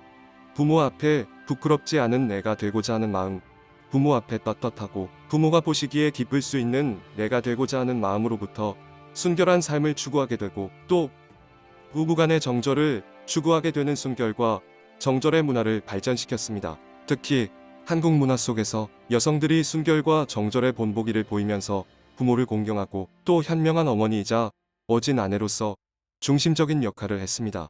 그래서 하늘 부모님을 모시는 한민족의 전통을 이어가는 데 있어서 외적으로는 남성들의 역할이 중요하지만 내적으로는 어머니의 역할이 대단히 중요했다고 말씀드릴 수 있습니다. 대표적인 예로서 신사임당은 현명한 학자이기도 했고 예술인이기도 했지만 또 현숙한 아내이자 율곡이라고 하는 유명한 성리학자를 길러낸 어머니이기도 했습니다. 그리고 한석봉 어머니도 순수한 부모애를 보여준 대표적인 인물입니다. 또 심청전과 함께 가장 대중적으로 인기 있는 춘향의 이야기는 남편을 위해서 정절을 지키고자 하는 한 여인의 정절의 이야기를 담고 있습니다. 이런 사례들은 한민족의 선민의 문화 속에서 순수한 부부애를 중시하는 한민족 선민의 문화를 보여주고 있습니다. 이러한 효정의 문화와 정절의 문화와 순결의 문화는 다 나의 근본이신 하늘 부모님을 모시고자 하는 마음에 뿌리를 두고 있습니다. 한국에서는 하늘 부모님을 모셨을 때의 상태를 신명이라고 표현합니다. 한민족은 내가 신명 나는 상태가 되면 어떤 어려움도 극복할 수 있다는 신명의 문화를 형성했습니다. 이처럼 한민족은 하늘을 모시는 효의 문화, 가정의 문화를 발전시켰고 가족의 사랑을 통해서 어려움을 극복하는 민족성과 민족 문화를 간직해왔습니다. 3. 평화와 정의를 추구한 한민족. 마지막으로 평화와 정의를 추구하는 문화에 대해서 말씀드리고자 합니다. 한민족은 예로부터 흰 옷을 입는다고 해서 백의민족이라고 불리기도 했습니다. 중국 고대 사서에서부터 한민족이 하늘에 제사 지낸다는 기록이 있는데요. 흰 옷은 제사 지낼 때 제관들이 입었던 의상이기도 합니다. 이러한 백의민족이라는 특징은 한민족이 하늘의 빛에 가장 가까운 흰색을 숭상하고 흰색을 즐겨 입는 민족이었음을 보여주고 있습니다. 이는 어떤 점에서 하늘 앞에 선택된 민족으로서의 정체성을 의복을 통해서 보여주고 있다고 할 수 있습니다. 그런데 일제시대에는 이 흰색을 입는 것이 일제시대에 대한 민중적인 저항으로 연결되어서 흰색을 입지 못하게 단속하는 일들이 있었습니다. 그럼에도 불구하고 한민족은 흰색 옷을 입음으로써 민족으로서의 정체성과 저항의 정신을 나타냈습니다. 한글은 세종대왕이 1443년에 창제한 한국의 독창적인 문자체계로 과학적이고 체계적인 구조를 가지고 있습니다. 당시 중국의 한자가 양반과 식자층에서 사용되고 있었음에도 세종대왕은 문자를 모르는 백성들을 사랑하는 마음으로 한글을 개발했습니다. 한글은 민중들이 읽고 쓸 수 있도록 하기 위해 배우기 쉽고 효율적으로 사용할 수 있는 문자체계로 만들어졌습니다. 한글은 백성을 사랑하는 심정으로 왕이 민중을 위해 문자를 개발한 인류 최초의 사례입니다. 이처럼 한글에는 모든 백성들을 향한 애민정신이 담겨 있습니다. 한민족은 고대부터 많은 의침을 받았습니다. 작은 나라였기 때문에 많은 의침을 당했지만 상대적으로 복수나 침략을 하지 않고 좋아하지 않는 심성을 가지고 있었습니다. 그런데 놀라운 것은 많은 의침에도 불구하고 끝까지 나라를 지켜냈다는 것입니다. 정의롭고 옳은 일을 위해서는 내가 맞서 싸워야 하는 지위에 있지 않아도 스스로 자주적으로 일어나서 자기 나라의 평화를 위해서 싸웠습니다. 예를 들어 임진왜란이 일어났을 때 승병들은 원래 싸워야 될 의무가 없음에도 불구하고 외침에 맞서 싸웠습니다. 또 여자들도 스스로 나와서 자신의 행주에 돌멩이를 모아서 나라를 지키고자 싸웠습니다. 그래서 한민족은 평화를 사랑하는 민족이지만 그 평화가 위협을 받을 때에는 스스로 일어나서 자신들의 정체성과 평화를 지키고자 자발적으로 나서는 자주적인 민족이라고 할 수 있습니다. 임진왜란 시기에 이순신 장군은 굉장히 불리한 전쟁의 상황 속에서 그 전쟁을 승리로 이끈 장수입니다. 그런데 이러한 극적인 승리의 배경에는 이순신 장군이 받았던 하늘의 계시가 있었습니다. 이순신 장군이 극진한 마음으로 염원하고 기도하는 가운데 꿈에 어떤 신인이 나타나서 계시를 통해서 승리를 위한 병법을 알려주는 일이 있다고 전해지고 있습니다. 이러한 이순신 장군의 사례는 한민족을 길러 오신 하늘의 보호하심을 보여주고 있습니다. 한민족의 역사 속에는 평화와 정의를 위해 목숨을 바친 수많은 인물들이 존재합니다. 안중근 의사도 그 중 한 명인데요. 안중근 의사는 독립을 위해서 자신의 목숨을 아끼지 않으셨던 독립운동가이신 동시에 평화운동가로서의 면모도 보여주셨던 분입니다. 안중근 의사는 독실한 카톨릭 신자였습니다. 투옥된 당시에 감옥에 있었던 일본인들과 대화하고 소통하면서 동양의 평화를 위해서 책도 쓰시면서 평화의 이상과 비전을 추구하셨습니다. 유관순 여사는 서울에서 학교를 다니던 평범한 18세의 어린 소녀였습니다. 아주 젊은 어린 소녀인데 만세운동을 계획하고 있다 사실을 듣고는 자기 고향으로 내려가서 그 만세운동에 참여하고 결국에는 붙잡혀서 사형 선고를 당하게 됩니다. 유관순 열사는 누가 강요하지 않았음에도 불구하고 자발적으로 나라를 지키고자 나섰습니다. 이와 같이 평화를 지키고자 자발적으로 나서는 모습들은 한민족의 역사 속에서 계속해서 발견되고 있습니다. 한민족의 역사는 불의에 저항하고 또 공동체의 정체성을 지키기 위한 자발적이고 자주적인 참여의 역사라고 할 수 있습니다. 한국의 역사는 외세의 침략으로부터 한민족의 문화와 전통 그리고 정체성을 수호하기 위한 역사였습니다. 그 과정 속에서 공의의 한 마음으로 하나가 되어서 최대한 평화로운 방법을 통해서 한민족의 정체성과 주권을 지켜 온 모습을 발견할 수 있습니다. 마지막으로 정리해 보겠습니다. 지금까지 한민족의 긴 역사 속에서 보여줬던 신앙, 그리고 문화 속에서 네 가지를 살펴봤는데요. 하나는 평화로운 세상을 추구하는 대망 사상을 살펴봤고, 그 다음에 하늘을 모시는 휴정의 문화가 계속해서 면면이 이어지고 있다는 것을 살펴봤습니다. 또 정의롭고 평화로운 세계를 추구하면서 동시에 천손으로서의 정체성을 지켜온 한민족의 역사를 살펴봤습니다. 이러한 한민족의 신앙과 문화 역사는 하늘 부모님을 모시고 선민으로서의 정체성을 지키는 가운데 평화로운 세계를 추구해온 한민족의 민족성을 보여주고 있습니다. 이후에 진행되는 한민족의 역사는 하늘의 슬픔과 한의 심정에 완전히 공명되는 더 큰 고난의 역사로 들어가게 됩니다. 그 고난의 역사 속에서 어떻게 새로운 희망의 씨앗이 뿌려지고, 그것을 통해서 하늘이 이 땅에서 품고 싶었던 아들, 딸들 찾고자 하셨는지를 다음 강의에서 살펴보겠습니다. 감사합니다. 제4강 한민족의 고난과 해방. 이번 강의에서는 조선 말과 일제강점기의 아픈 역사 속에서 발견되는 하늘 부모님의 역사를 알아보겠습니다. 1. 조선 말 한국의 상황. 이 파트는 5000년 한민족 역사상 가장 어두운 시기에 해당합니다. 지금부터 감당하기 어려운 시련을 신앙의 힘으로 극복하고 해방을 맞이하기까지의 민족적인 역경과 하늘의 인도하심을 말씀드리겠습니다. 조선 말의 시기는 빠른 변화와 혼란한 정치 상황 속에서 적응을 하지 못하는 상황이었습니다. 그 가운데 민중들은 다양한 종교들을 통해 고난을 극복할 수 있는 희망을 찾고자 하였습니다. 유교와 불교, 도교의 통합은 각 종교의 순수한 정통성을 지키면서도 서로 조화를 이루는 종교 화합의 문화를 이루었습니다. 종교가 정치와 연루된 갈등의 시기들은 있었지만 한민족의 종교 문화는 한 종교가 국가 이념이 되더라도 다른 종교적 가치관을 배제하지 않고 하늘을 중심으로 조화롭게 융합시키는 전통을 발전시켜왔습니다. 그러나 조선말 한국에 존재했던 종교들은 한민족의 혼란스러운 변화상을 근본적으로 해결하지 못하는 한계를 지니고 있었습니다. 그리하여 동학이 새롭게 등장했습니다. 동학은 유교, 불교, 도교의 가르침을 바탕으로 최재우가 창시한 종교입니다. 동학은 한민족의 정체성과 전통을 계승하고 조선 후기 전래된 서양 기독교의 영향을 받아 등장하였습니다. 동학의 창시자인 최재우는 유불선 사상의 터 위에 제세구민의 뜻을 품고 구도 끝에 하늘로부터 무극대도를 받아 1860년 서학에 대립되는 민족 고유의 신앙을 제창했습니다. 최재우는 선천시대는 가고 이제 후천시대가 열릴 것이라는 개벽사상과 사람과 천지만물을 하늘처럼 모시라는 시천주 사상을 전개했습니다. 사회 국가적 혼란기에 동학을 위시해서 다양한 민족 종교가 출현하였습니다. 대표적으로 나철의 대종교, 강일순의 증산교, 소태산, 박종빈의 원불교 등의 민족 종교가 새롭게 등장했습니다. 이러한 민족 종교들은 한민족의 단결과 영성을 강조했습니다. 이러한 터 위에 조선말 한반도에 전래된 기독교는 한민족 고유의 영성과 만나게 됩니다. 앞에서 말씀드렸듯이 한민족 5000년 역사에서 가장 고통스러웠던 시기는 다름 아닌 일제강점기였습니다. 언어와 문화, 역사, 종교 심지어 이름마저 빼앗긴 절망적인 지경에 이르렀습니다.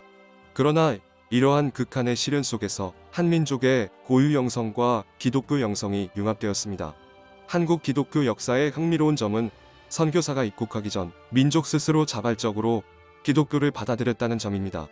이는 세계 기독교 역사에서도 매우 보기 드문 사례입니다.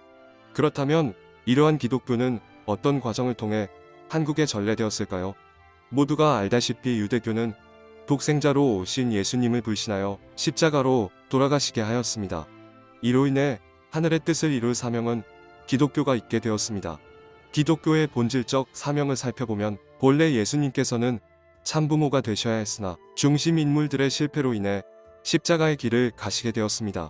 예수님께서는 다시 오시어 어린 양 혼인 잔치를 하겠다고 약속하셨습니다.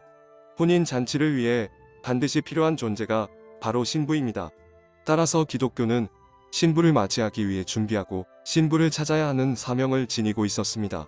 그렇다면 하늘 부모님께서는 어린 양 혼인 잔치를 위해서 어떻게 기독교를 준비해 오셨을까요? 기독교 역사는 오순절 성령 강림 이후 초대교회, 중세 가톨릭, 근대 개신교로 이어져 왔습니다. 그리고 조선 말 다양한 개신교단과 함께 신비주의 영성까지 한국으로 집중적으로 유입되었습니다. 칼뱅이 말했듯이 겉으로 드러난 제도권 교회 이면에는 더욱 순전한 보이지 않는 교회가 존재했습니다. 이러한 영적 흐름은 한국 기독교의 신령 집단으로 이어져 독생녀 탄생의 섭리적 기반이 되었습니다. 미국의 영적 백악성 운동 당시의 기록을 보면 제도권 교회에서 쫓겨난 신도들이 야외에서 집회를 가졌습니다. 당시 성령의 감동을 받아 실신하거나 통성으로 회개 기도를 올리는 폭발적인 역사가 기록되어 있습니다. 당시 이 운동을 두고 두 파벌로 나뉘어 대립했습니다. 올드사이드라 불리는 목사 그룹은 정숙한 예배와 교리를 강조하며 성령 역사를 부정했습니다. 반면 평신도 중심의 뉴사이드는 이론이 아닌 살아있는 체험과 체휴를 중시했습니다. 이들이 바로 근대 이후 섭리의 전면에 섰던 인물들입니다. 이러한 성령의 도가니 속에서 훈련된 신앙의 선구자들이 한국으로 들어오며 독생녀 탄생을 위한 영적 토대가 완성된 것입니다. 미국의 위대한 부흥사 드와이트 무디는 5살에 아버지가 돌아가셔서 가난한 환경 속에서 초등학교 교육도 제대로 마치지 못한 채 구두점 점원으로 일했습니다. 형식적인 신앙생활을 하던 그는 어느 날 주일학교 교사로부터 자네에게는 주님의 사랑이 필요하네라는 진심 어린 말을 듣게 됩니다. 이후 무디는 엄격한 심판주가 아닌 사랑의 주님을 인격적으로 체험하게 됩니다. 무디는 이를 계기로 구두점을 그만두고 복음 전도자의 길을 걷게 됩니다.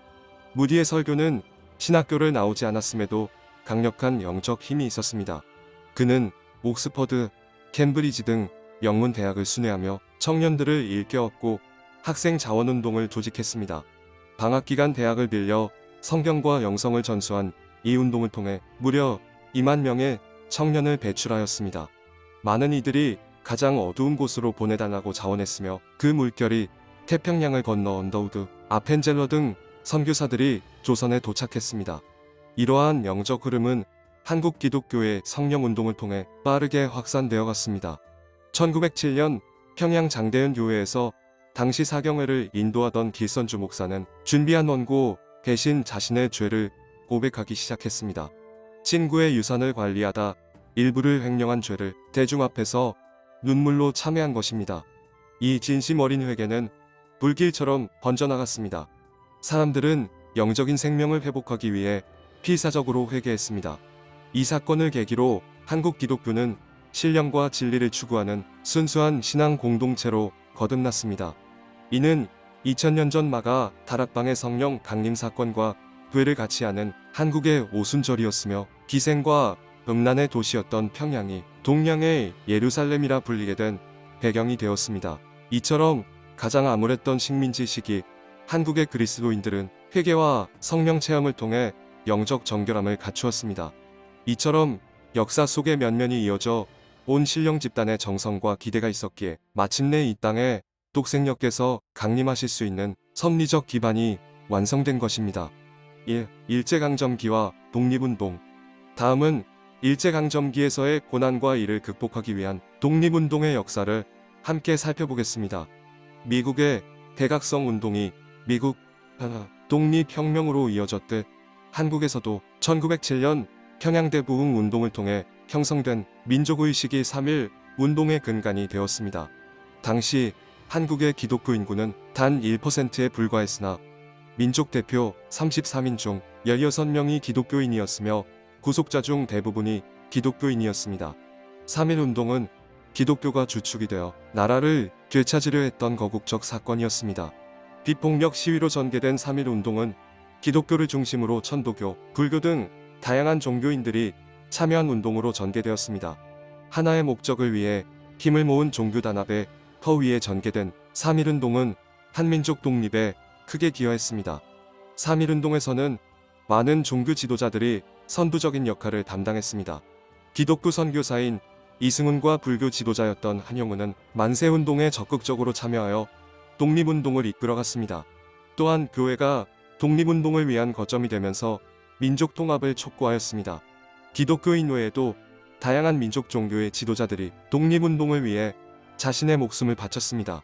천도교를 대표하는 손병희, 권동진, 오세창, 최리는 독립선언서와 청원서를 작성하고 비폭력 시위를 통해 독립운동을 확대시켰습니다.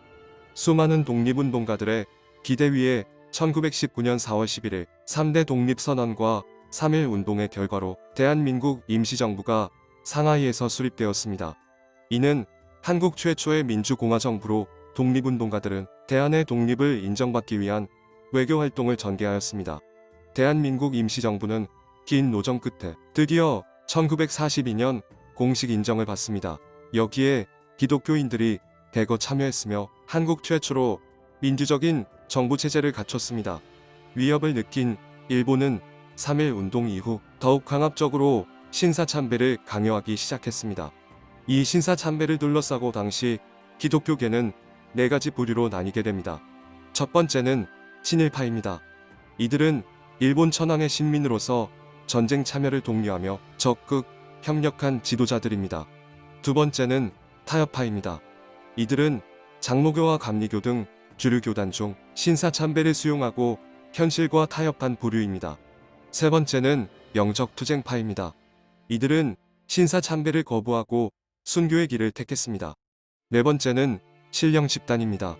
이들은 제도권 교회의 타락과 신사참배 강요를 피해 산이나 가정에서 오로지 하늘의 계시만을 구했습니다. 순수하게 하늘의 계시를 추구했던 신령집단은 전국적으로 부흥했습니다. 기독교와 한민족의 고유한 민족성이 만나 새로운 신령 공동체가 탄생한 것입니다. 대표적인 집단은 철산의 세주파, 원산의 여선지파, 이용도파 등으로 이들은 예수님의 십자가는 예정된 것이 아니며 주님은 구름을 타고 오시는 것이 아니라 여인의 몸을 통해 오신다고 믿었습니다. 신령 집단의 역사는 빠르게 번져나가 하늘이 예비하신 분을 맞이하기 위한 정성의 토대를 닦았습니다. 한편으로 한민족의 독립을 향한 열망은 세계의 단합을 이끌기도 했습니다. 1942년 1월 1일 연합국 공동선언에 서명한 기독교 국가 중심의 26개국이 연합국의 일원이 되었습니다. 연합국은 세계 평화를 위한 첫걸음을 내디뎠고 이는 유엔 창설의 기초를 제공했습니다. 한민족의 해방과 세계 평화를 위해 여성들 또한 일어서서 중요한 역할을 수행했습니다. 대한민국의 국부인회는 1943년에 결성되어 대한민국 임시정부를 지원하면서 그 산하에서 독립운동을 추진했습니다. 이들은 군자금 모집에 힘쓰는 과정에서 많은 순환을 겪었으나 굴하지 않고 한민족 독립의 한날을 위해 수많은 활동을 전개했습니다. 이러한 수많은 이들의 정성의 토대 위에 한민족은 해방의 한날을 맞이할 수 있게 됩니다. 3. 해방과 분단의 비극. 마지막으로 한민족의 해방과 또다시 찾아온 분단의 비극에 대해서 살펴보겠습니다. 한국의 민족 지도자들은 한민족의 독립의지를 드러내기 위해 1919년 대한독립선언서, 2.8 독립선언서, 그리고 3.1 독립선언서 등 3대 독립선언서를 발표했습니다. 특히 1919년 2월 이승만을 비롯한 기독교 지도자들과 독립운동가들은 대한독립선언서를 통해 한의 정체성을 분명히 했습니다. 이들은 한의 정신을 밝힘으로써 주체성과 자존 그리고 독립의 의지를 천명했습니다. 남한은 기독교 지도자를 중심으로 1948년 대한민국을 건국했습니다. 이들은 국호를 한으로 제정하면서 한의 정신을 분명하게 드러냈습니다. 국호 대한민국의 하나는 천명을 받아 한 나라로 통합된다는 의미를 담고 있고 민국은 민주주의 국가라는 의미를 담고 있습니다. 대한민국은 이러한 하늘의 뜻을 하나님이 보호하사 우리나라 만세와 대한사람 대안으로 길이 보전하세라고 애국가에 담아 한민족의 전통과 사상을 계승하였습니다.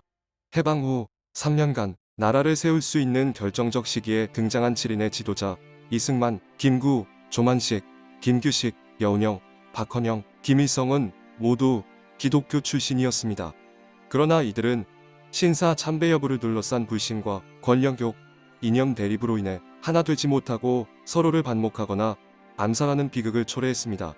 심지어 김일성 또한 독실한 기독교 가정 출신이었으나 기성교회의 부패와 신사 참배로 인한 불신에 실망하여 공산주의의 길을 걷게 된 것입니다.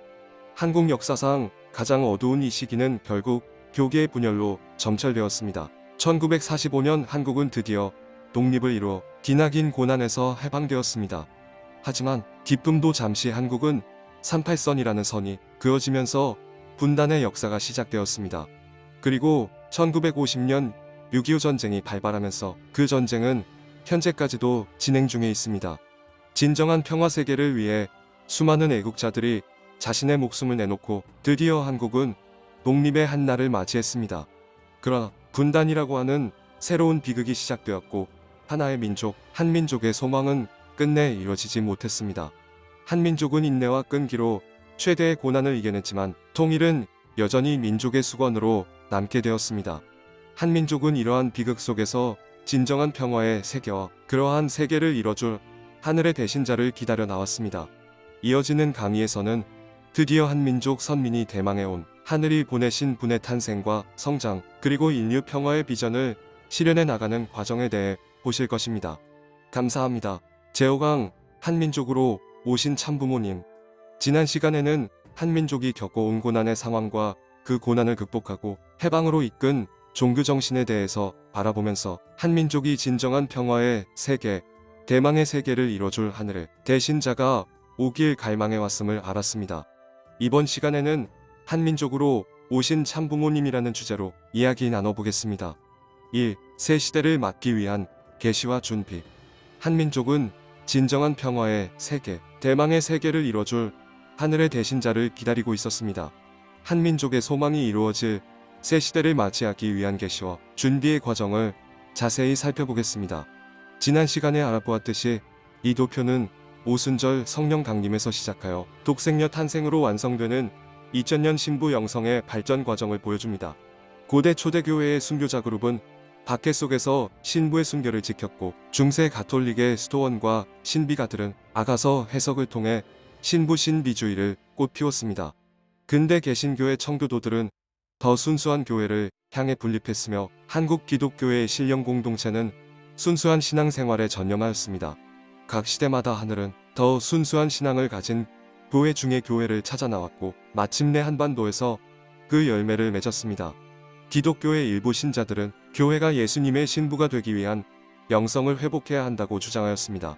이러한 사람들을 중심으로 백악성 운동이 일어났고 동아시아를 거쳐 한반도로 전래되었습니다. 미국 무디성 서학원 출신의 가우만 선교사가 세운 동양선교회는 일본으로 건너가 사사오 목사를 통해 도쿄 성서학원과 일본 홀리니스 교회에 뿌리 내렸습니다. 여기서 수학한 이명직 목사가 서울에 경성성 서학원과 한국 성결교회를 세웠습니다. 이들은 아가서에 나오는 신부를 성결한 교회라고 가르쳤습니다. 감리교 이용도 목사가 이들의 아가서 강의에 큰 은혜를 받았습니다. 하지만 이용도 목사는 이들과 달리 신부는 완전한 성도라고 해석하고 부흥회를 통해 전하였습니다. 이용도 목사 외에도 1930년대 한반도에서 여러 신령 공동체가 등장하였습니다. 한반도 북부 서쪽 지역의 여성 신령 집단과 동쪽 지역의 남성 신령 집단이 자리 잡고 있었습니다. 한민족이 고대하던 새 시대의 개막은 기독교를 중심한 신령 공동체로 연결되었습니다. 평양에 살던 한 가정이 신령 공동체에서 정성을 쌓으며 그 기대를 받았습니다.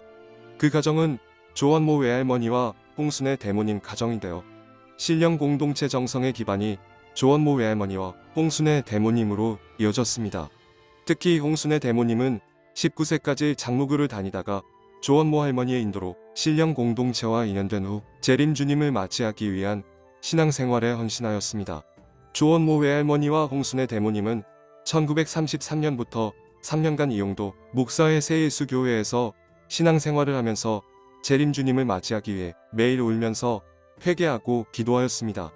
또한 1936년부터 8년 동안 김성도 부인이 인도하는 성주교단을 다니면서 신실한 신앙생활을 하였으며 1944년부터 김성도의 사명을 계승한 허우빈의 복중교에서 재림 주님을 맞이할 준비를 하는데 동참하였습니다. 이렇게 홍순의 대모님이 신앙생활에 몰두할 수 있었던 것은 조원모 할머니의 적극적인 인도와 지지가 있었기 때문이었습니다. 조원모 할머니는 적극적인 성격의 시녀성으로 당시의 가부장적 사회 분위기에도 불구하고 홍순의 대모님이 집을 떠나 전도 여행을 갈 수 있도록 지지하였으며 김성도 부인을 찾아가고 먼저 권하기도 하였습니다. 또한 대모님이 성주교단과 복중교에서 헌신적인 신앙생활을 할 수 있도록 물심양면 지원을 하기도 했습니다.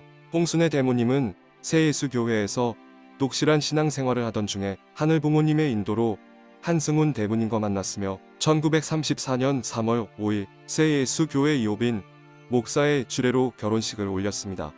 대모님과 대부님 두 분은 새 예수 교회에서 독실한 신앙생활을 하면서 하늘 부모님의 인도로 만나 결혼하였기에 결혼 이후에도 가정생활보다 신앙생활을 우선하였습니다. 한승훈 대부님은 기독교에서 신실한 신앙생활을 해오던 중 1933년 이용도 목사가 새 예수 교회를 설립할 때 함께 참여하여 중앙선도원 교육국 책임자로 활동하기도 했습니다. 새 예수 교회의 교육을 책임지는 자리를 맡을 정도로 깊은 신앙을 가지고 계셨습니다. 당시에 관례대로라면 홍순의 대모님은 교사였던 한승훈 대부님을 알아 집을 떠나야 했지만 대모님은 조원모 할머니와 함께 살면서 여전히 신앙생활에 몰두하였습니다. 한승훈 대부님 역시 이러한 대모님의 생활을 이해하고 존중하면서 정성의 기대를 준비하였습니다. 홍순의 대모님은 한승훈 대부님과 혼인한 이후에도 신앙생활에 본신의 힘을 다하며 신앙적으로 완전히 분별된 생활을 하면서 정성의 기대를 완성하였습니다. 이러한 신앙적 기대 위에 하늘 부모님은 대모님을 통해 우주의 여왕이 태어날 것이라는 계시를 주셨습니다. 독실한 신앙생활의 토대 위에 홍순의 대모님 가정은 한 여자아이를 잉태하게 됩니다. 그러다 홍순의 대모님이 잉태한 아이를 증거하는 수많은 계시가 뒤따랐습니다. 성주교 김성도는 주님의 딸이니 너는 유모와 같다라고 증거했고 복중교 허우빈의 모친은 하늘의 신부가 되실 분이라고 증거를 했습니다. 이러한 하늘의 계시 속에 마침내 1943년 1월 6일 한민족이 기다려왔던 하늘의 대신자로서 하늘의 딸로서 독생녀 한학자 참어머님이 평안남도 안주에 탄생하십니다. 홍순의 대모님은 육신으로 낳은 독생녀를 유모와 같은 심정으로 하늘 부모님의 딸로 완전히 분별된 신앙적 환경에서 양육하여 참어머님께서 독생녀로서의 책임 분담을 승리할 수 있도록 그 섭리적 소명을 다하였습니다. 참어머님은 재림주님을 만나기 위해 독실한 신앙생활을 하는 가정에서 탄생하시고 성장하셨습니다. 1945년 해방된 이후 북한은 공산정권이 들어서면서 종교 탄압이 극심해졌습니다.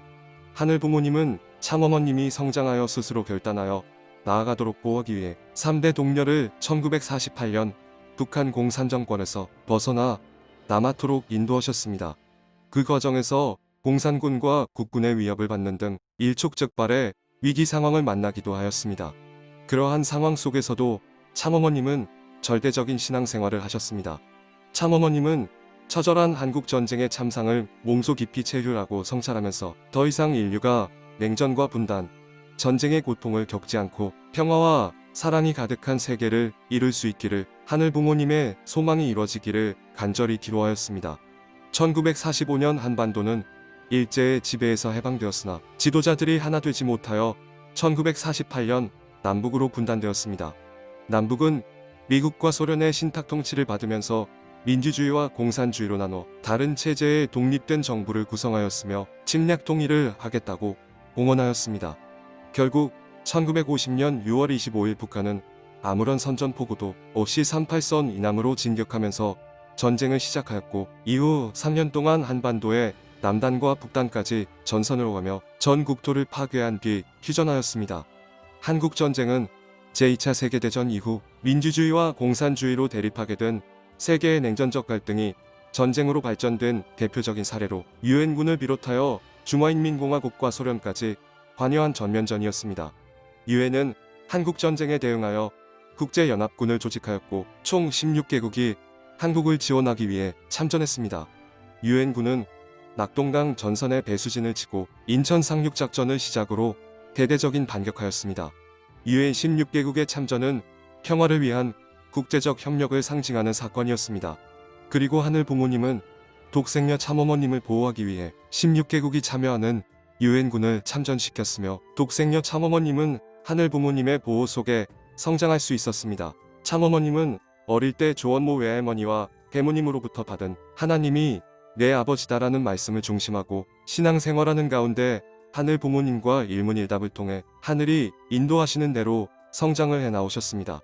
그리고 독생녀로서 순결과 정절의 책임 분담을 완수하셨습니다.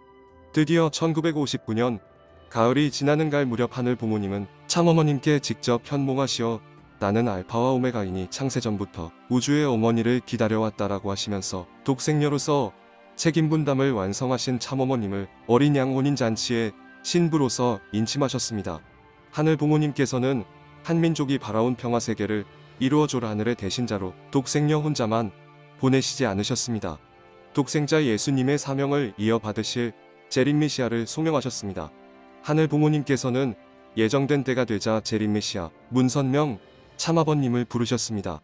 하늘 부모님께서는 한민족 선민 가운데 선의 공적이 많은 문씨 가문에서 문선명 참아버님을 소명하시어 예수님이 성취한 모든 승리적 기반과 못다 이룬 참부모의 사명을 인계받게 하셨습니다.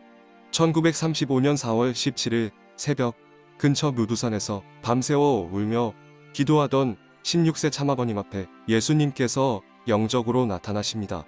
참아버님은 두려움과 감격 속에서 예수님의 슬픈 얼굴을 보고 그 음성을 또렷이 들으셨습니다. 예수님께서는 고통받는 인류 때문에 하늘 부모님께서 슬픔에 잠겨 계신다고 말씀하셨습니다. 기쁨과 영광의 보좌 앉아 군림하시는 전지전능한 하늘 부모님이 아니라 자식을 잃어버린 부모로서 가슴이 미어지는 슬픔과 한 맺힌 외로움 속에 고뇌하는 하늘 부모님이시라는 것이었습니다. 그러면서 그런 하늘 부모님의 섭리를 위해 예수님 자신의 못다 이룬 사명을 대신 맡아달라고 부탁하셨습니다. 인류를 죄악과 고통과 불행으로부터 건져내어 한 많은 하늘 부모님을 해방해드리는 일, 본래 예수님이 지상에서 하늘 부모님을 위해 이루고자 했던 참부모의 사명을 대신 감당해달라고 당부하신 것입니다. 16세의 어린 소년이었던 참아버님은 엄청난 사명을 들으시고 몇 번이나 거절하셨지만 당신을 부르신 하늘 부모님의 서글픈 사정을 모른 채 할 수는 없었습니다. 결국 내가 끝까지 거절하면 나와 똑같은 다른 사람을 찾을 수는 없을 것이라는 생각에 예수님의 사명을 받아들이시고 참부모의 길을 가기로 결단하셨습니다. 참아버님은 소명을 받고 재림메시아로서 독생녀를 맞이하여 어린 양 혼인잔치를 하기 위한 기반을 준비하셔야 했습니다. 그것은 2000년 전에 예수님께서 준비하셔야 했던 기반으로서 예수님의 사명을 인계받은 참아버님이 이루어야 할 책임이었습니다. 참아버님께서는 예수님이 다 밝히지 못했던 진리의 말씀을 찾아 독생녀를 환영할 수 있는 기독교 환경권을 조성하고 국가적 기반 위에서 독생녀를 맞아 어린 양 혼인잔치를 올릴 준비를 해야 했지요. 먼저 참아버님은 예수님이 미처 다 말씀하지 못하신 하늘 부모님의 진리를 찾아 선포하기 위해 하늘 부모님 예수님과 문답하시고 또 영계와 교통하면서 인생과 우주 그리고 역사의 진리를 탐구하는 책임을 필사적으로 완수해야 했습니다. 무엇보다도 하늘 부모님의 구원 섭리가 집약적으로 담겨 있는 성경을 수없이 독파하고 연구하면서 깊은 기도와 함께 그 안에 담긴 섭리적 비밀을 파헤쳐 나가셨습니다. 참아버님은 스스로 찾은 진리의 내용을 원리원본으로 정리하셨는데요. 1951년 5월 11일에 집필을 시작하여 1952년 5월 10일에 완성하였습니다. 이것이 바로 직접 쓰신 원리원본입니다. 1957년에 제자들이 이 원리원본을 해설한 원리해설을 출판하였고 그것을 보완하여 1966년에는 원리강론이 출판되어 기본교재로 사용하였습니다. 이로써 참아버님은 독생녀를 맞이하기 위한 기반 가운데 하나인 진리를 찾아 선포하는 사명을 이루십니다. 다음으로 참아버님은 기독교가 독생녀를 환영할 수 있는 기반을 조성해야 했습니다. 이는 독생자 예수님의 사명을 계승한 참아버님이 이루어야 할 가장 중심적인 사명이기도 했는데요. 지난 시간을 통해서 살펴본 바와 같이 세계적인 성령운동이 한국의 기독교로 연결되어 평양 일대를 중심으로 부흥의 역사가 벌어졌고 그 가운데 예수님이 구름을 타고 오시는 것이 아니라 육신을 쓰고 한국으로 재림한다는 계시를 받은 신령 공동체가 여럿 나타났지요. 참아버님께서는 독생녀를 맞이할 수 있는 기독교의 기반을 조성하기 위해서 준비된 기독교의 하늘의 뜻을 전하십니다. 가장 먼저 준비된 신령 공동체에 하늘의 섭리를 밝히셨으나 그들은 참아버님을 받아들이지 못하고 불신합니다. 다음으로 신사참배를 거부한 기독교 그룹과 당시 제도권에 영향력을 행사하고 있었던 주류 기독교회 하늘 부모님의 섭리를 전하지만 그들 역시 참아버님을 불신하고 오히려 핍박하고 말았습니다. 끝끝내 기독교가 불신함으로써 독생녀를 환영하는 기독교 환경권을 조성하기가 어렵게 되었습니다.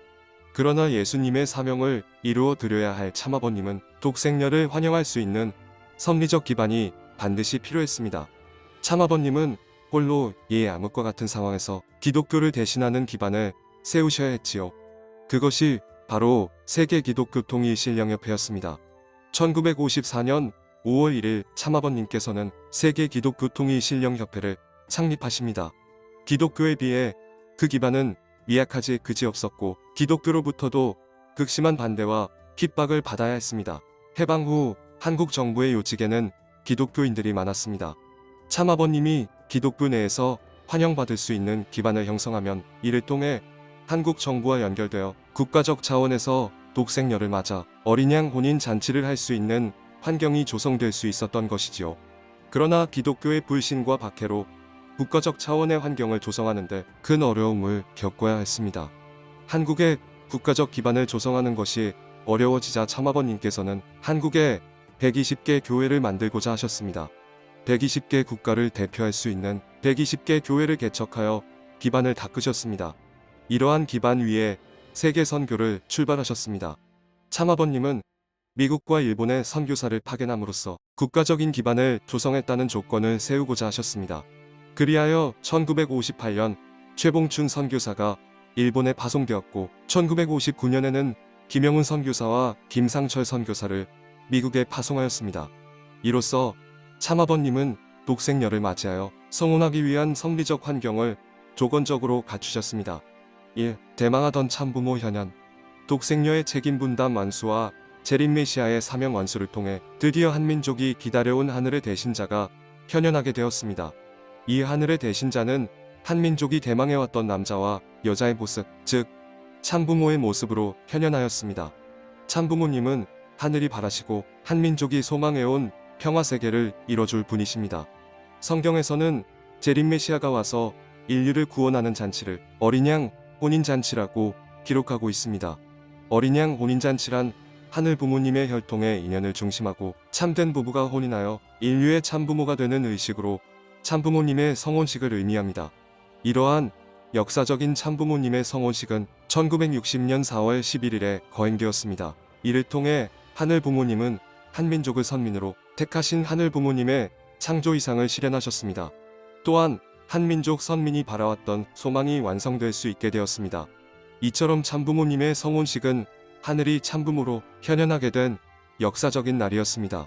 하늘 부모님을 중심하고 참부모가 이 땅 가운데 하늘의 혈통을 정착시켜 평화로운 세계를 여는 의미를 가지고 있습니다. 드디어 하늘 부모님과 인간이 부자지 관계의 인연으로 회복되어 인류 한 가족이 이루어질 수 있는 길이 열린 것입니다. 3. 참부모를 모시는 선민 한민족.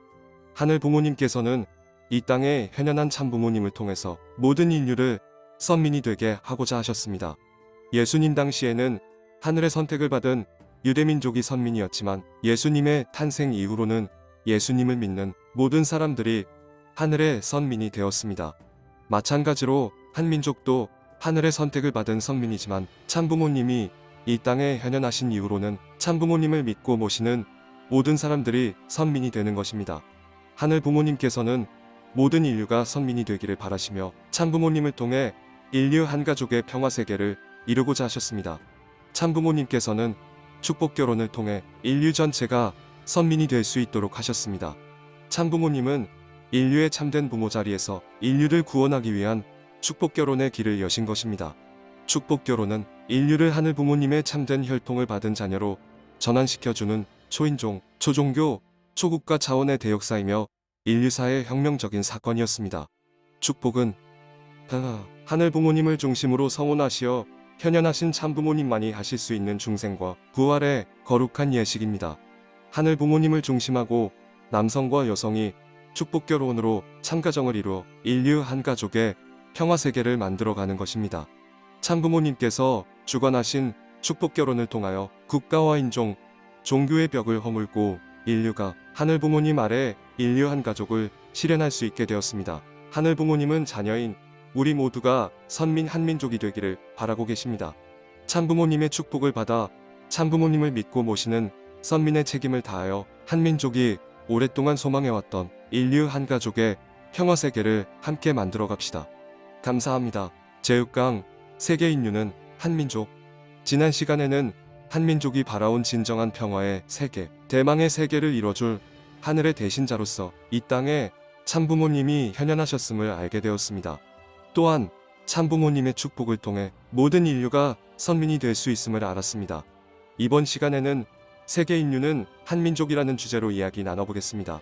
1. 평화세계 실현을 위한 참부모님의 실천. 참부모님께서는 한민족이 소망해온 평화세계를 실현하기 위해 일평생을 수고해 오셨습니다. 지금부터는 참부모님께서 평화세계를 이루기 위해 어떻게 살아오셨는지를 살펴보겠습니다. 참부모님이 성혼하신 1960년대는 냉전의 시대였습니다. 19세기 중반에 등장한 공산주의는 20세기 초 러시아 혁명에 따른 공산주의 국가 소련의 탄생 이후 점차적으로 영향력을 갖기 시작했습니다. 특히 1950에서 1960년대에는 공산주의가 냉전 체제 가운데 전 세계적으로 급속도로 확산되면서 온 인류를 위협하는 데까지 이르게 되었습니다. 참부모님께서는 세계 평화의 가장 큰 위협은 하늘 부모님을 부정하는 공산주의라고 보셨습니다. 1980년대 당시 공산주의 세력은 그 힘이 막강해 미국을 비롯한 자유세계를 위협하고 있었던 상황이었습니다. 그리하여 참부모님께서는 한국과 일본, 미국을 중심으로 승공활동을 대대적으로 전개하셨습니다. 참부모님은 남한과 북한이 민주주의와 공산주의의 첨예한 이념적 대립을 이루고 있는 한국에서 1960년대부터 승공운동을 펼쳐 나오셨습니다. 승공강연 및 캠페인 등이 전국적으로 일어났으며 사상교육이 활발하게 이루어졌습니다. 1975년 6월 7일에는 서울 여의도광장에서 세계 60개국의 승공회원과 시민 120만 명이 참석한 가운데 구국세계대회가 개최되기도 했습니다. 한국의 승공운동은 공산당이 합법화되어 있어 공산화운동이 활발하게 일어나던 이웃 일본으로 전해졌습니다. 일본은 지리적으로 한국, 북한, 중국, 소련과 인접해 있어 민주주의를 수호하는 데 큰 역할을 할 수 있는 상황이었습니다. 이를 위해 승공강연과 가두 캠페인 등이 지속적으로 펼쳐진 기반 위의 여러 지도자들을 모아 일본에서 1968년 1월 13일 국제승공연합이 창립되었습니다. 국제승공연합 승공운동은 공산주의로 병도될 수 있었던 일본 내 여론의 흐름을 바꾸게 되었습니다. 미국은 1976년 지미 카터 대통령이 당선되면서 공산주의가 급속도로 확산되었습니다. 참부모님께서는 뉴스월드, 워싱턴 타임즈 등 언론을 통한 승공운동을 전개하셨습니다. 세계 언론인 연합을 통해 전 세계 언론인들을 불러 모아 공산주의의 문제점을 지적하는 회의를 전개하셨고 소련과의 소통망을 만드셨습니다. 뿐만 아니라 참부모님은 남북미 지도자들이 하나 되어 중남미에서 공산주의 세력이 확장되는 것을 막을 수 있도록 남북미 통일연합을 창설하시고 미국의 청년 지도자들이 중남미에서 승공교육과 캠페인 등을 적극적으로 전개하도록 지도하셨습니다.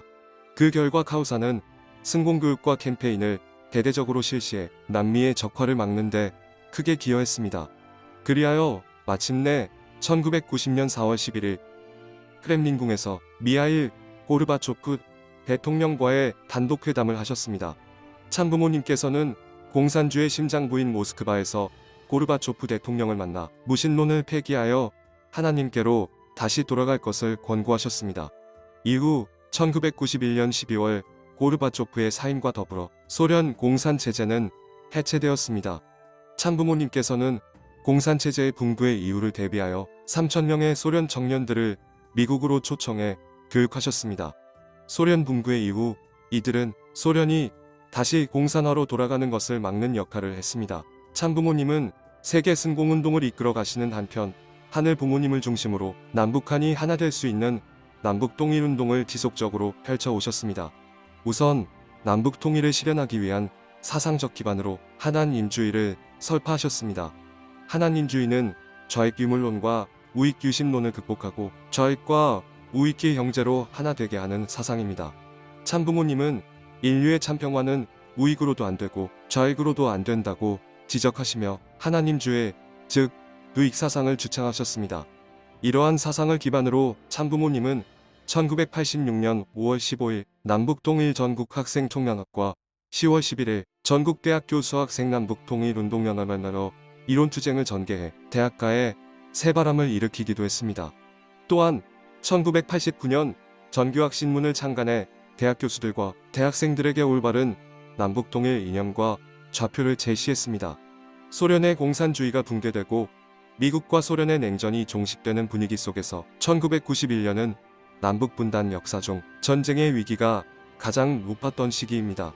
위기를 느낀 북한은 승공운동을 주도해 오신 참아버님에 대한 암살을 시도하기도 했습니다. 그러나 참아버님께서는 김일성을 원수로 보지 않으시고 부모의 심정으로 대하시며 북한 방문을 준비하셨습니다. 참부모님께서는 1991년 12월 6일 마전 주석 공관에서 김일성 주석과 회담을 하셨습니다. 참아버님과 김 주석은 만나자마자 오랫동안 헤어진 형제가 만난 듯 서로 얼싸안았습니다. 이어 한반도 비핵화와 남북관계 개선에 관한 대화를 나누셨습니다.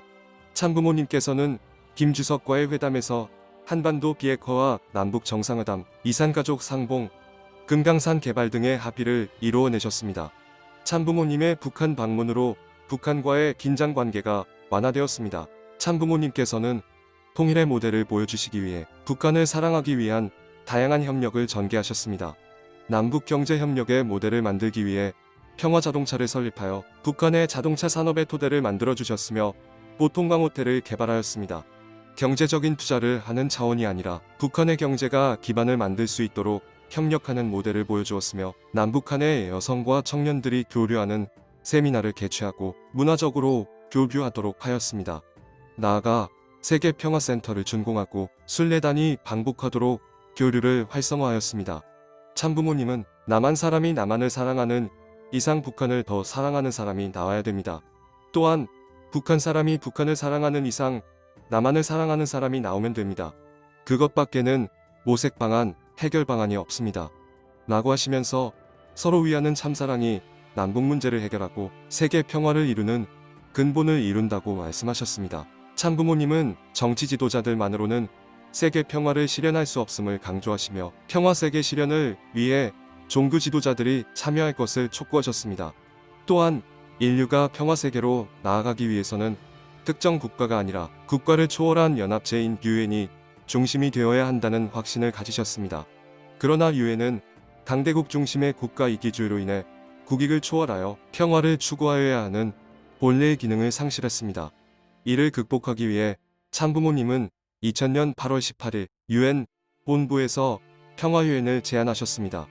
정치적 이익을 앞세우는 기존 유엔이 하원 역할을 하고 종교인을 중심으로 한 종교유엔이 상원 역할을 수행하는 양원제 형태의 평화유엔 구상을 발표하신 것입니다. 참부모님은 정치 지도자의 경륜과 실천, 종교 지도자의 영적 지혜가 결합해야 진정한 세계 평화가 실현될 수 있다고 제안하셨으나 안타깝게도 유엔은 이 제안을 받아들이지 않았습니다. 그러나 참부모님은 평화 세계 실현을 위한 유엔의 역할을 지속적으로 강조하시면서 다양한 노력을 전개하셨습니다. 2003년 8월 15일 세계평화정상회의에서 서울평화선언을 발표하시며 아벨 유엔의 본부를 한반도 판문점에 설치할 것을 제안하셨고, 같은 해 10월 3일 미국에서 초종교 초국가 평화의회를 창설하시고 본 대회에서 국경선 철폐를 선언하셨습니다. 이후 2007년 9월 23일 뉴욕 맨해튼 센터에서 회원국 대표 1200여 명이 참석한 가운데 아벨 유엔 창설 대회를 개최하기도 하셨습니다.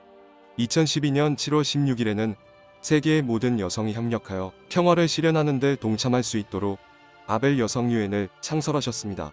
이러한 기구들은 각국 정부단체 개인을 연결하는 글로벌 거버넌스로서 세계적 차원에서 평화 세계를 실현하기 위한 다양한 활동을 전개하고 있습니다. 참부모님께서는 공산주의가 해체된 이후 그 자리에 평화가 깃들 수 있도록 계속해서 활동을 이어나오셨습니다. 참부모님께서는 자국의 이익을 중심으로 운영이 되는 기존 유엔의 한계를 지적하시고 이를 갱신하고자 천주평화연합을 창립하셨습니다. UPF는 범세계적인 평화운동을 벌이는 기구로 뜻에 동참하는 사람들은 평화대사로서 평화세계를 이루는 실천적 운동을 전개하고 있습니다. 특히 한반도의 통일을 시작으로 평화세계를 이룰 수 있도록 다방면의 활동을 전개하고 있습니다.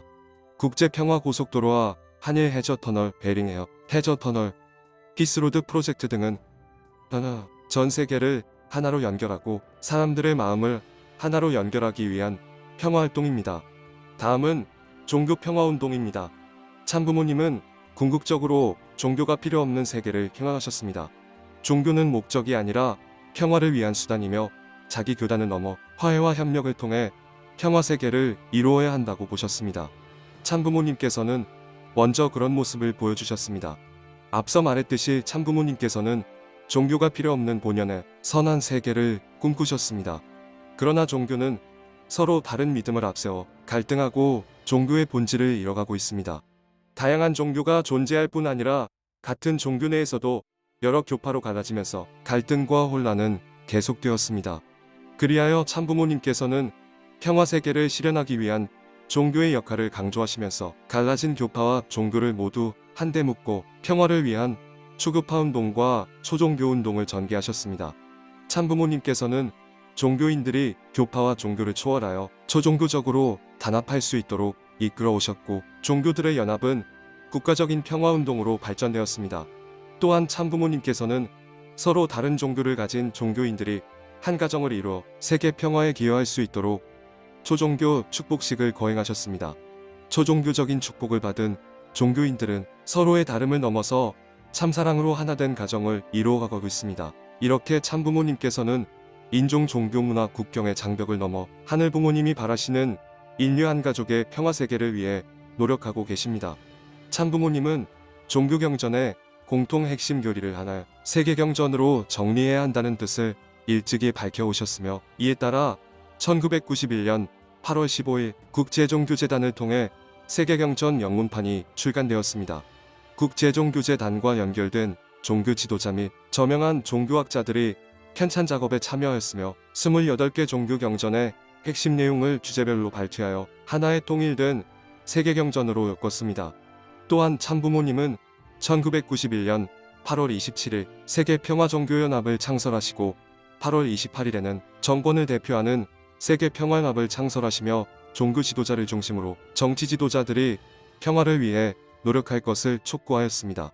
이러한 기반 위에 1999년 2월 6일 글로벌 거버넌스 차원에서 세계평화 초종교초 국가연합을 설립하시고, 정치인과 종교인이 함께 힘을 모아 각 지역 간 갈등과 분쟁을 해결하고 실질적인 평화를 정착시키는 거버넌스 모델을 제시하셨습니다.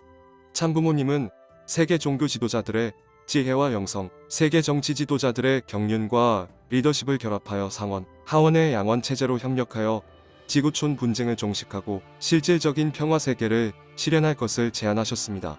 이를 실천하기 위해 세계평화종교연합은 항구적인 세계평화 정착을 위해 각 지역의 긴장 및 분쟁 해결을 위한 평화 활동을 추진하고, 유엔을 비롯한 세계평화 기구들과 협력하여 종교 간 화합과 대화를 촉진하고 종교화해와 세계평화에 기여하는 초종교적 봉사활동을 전개해 나갔습니다. 이러한 세계평화 초종교 초국가연합의 거버넌스 모델은 기존 유엔을 보완하는 기구 창설로 이어졌습니다. 2003년 초종교 초국가 평화의회 창설을 거쳐 2005년 천주평화연합이 출범하였고 2017년 세계평화종교인연합이 창설되었습니다. 초종교 축복식에 참여한 조지 스탈링 대주교와 엠마누엘 밀링고 대주교의 이야기를 짧게 영상으로 들어보시겠습니다. 내가 결혼을 결정하고 또한 나 자신이 아내와 자녀까지 가질 결심을 하게 된 직접적인 동기는 아버님, 즉 문 목사님이 미국 50개 주 53개 도시 순회 강연에 있었기 때문입니다. 우리는 바로 설 것이란 주제로 열린 2000일 순회 강연은 나의 삶에 큰 영적인 영향을 미쳤습니다. 나는 2년 전부터 세계 평화 초종교 초국가연합 국제회의에 초청받아 참석해 왔습니다.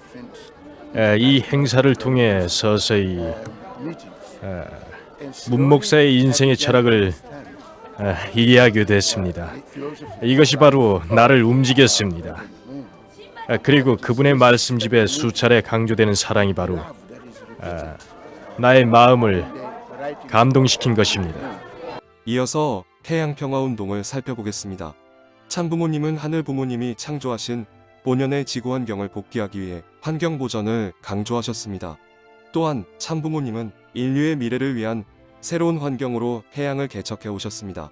해양이 미래 인류의 생활 중심 지역이자 식량 문제 해결의 핵심이라 보시고 조선 산업과 낚시, 섭리 등 다양한 해양 활동을 전개해 오셨습니다.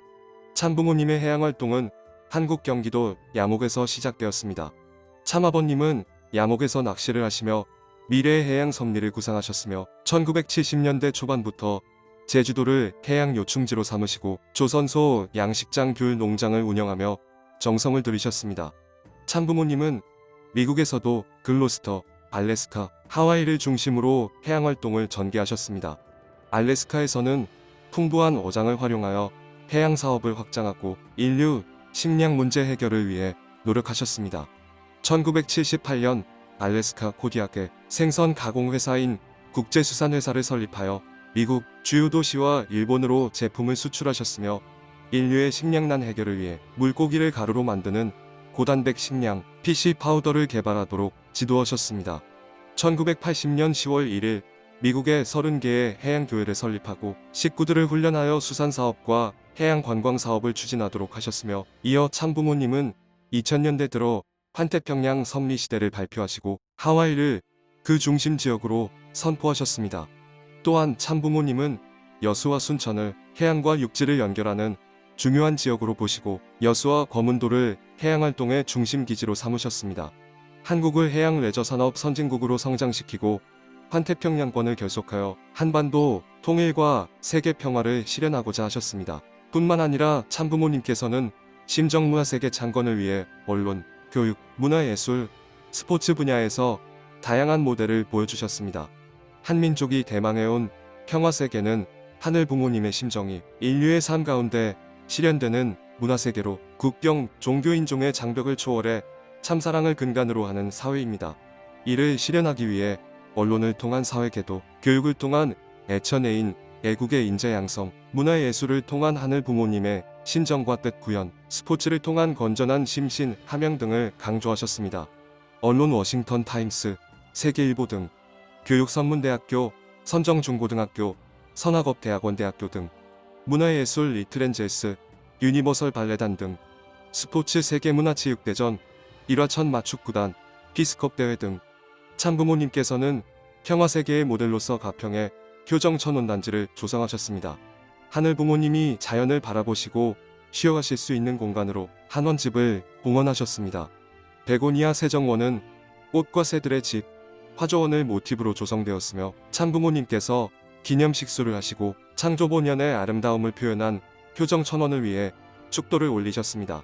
또한 HJ 마리나 및 크루즈는 국내 최초 440톤급 친환경 전기 유람선으로 북한강 유역의 절경을 감상할 수 있는 새로운 명물로 자리 잡았습니다. 참부모님은 이러한 환경을 조성하시면서 효정천원을 평화세계의 모델로 만들어 나가고 계십니다. 1. 하늘이 사랑한 한민족, 하늘을 사랑한 한민족. 이렇게 참부모님께서 평화세계를 이루기 위해 어떻게 살아오셨는지를 살펴보았는데요. 그럼 한민족선 민대서사시의 내용을 다시 총정리해 보겠습니다. 한민족은 하늘이 사랑하고 하늘을 사랑한 민족이었습니다. 하늘 부모님께서는 한민족을 예비하시고 그들이 하늘의 문화를 이루어 나오도록 길러 나오셨습니다. 그리하여 한민족은 하늘을 모시는 심도 깊은 효정을 가지고 스스로 정체성을 지키는 주체성과 행동력을 가지고 있었으며 더 나은 세상을 갈망하는 대망사상의 전통을 이어왔습니다. 그래서 한민족은 늘 하늘을 모시는 생활문화를 가져왔습니다. 고대로부터 국가적으로 하늘에 제사 드리는 의식을 해왔고 마을마다 하늘 앞에 제사를 드리는 문화를 형성했습니다. 그리고 가정마다 어머니들의 정화수 기도가 있었습니다.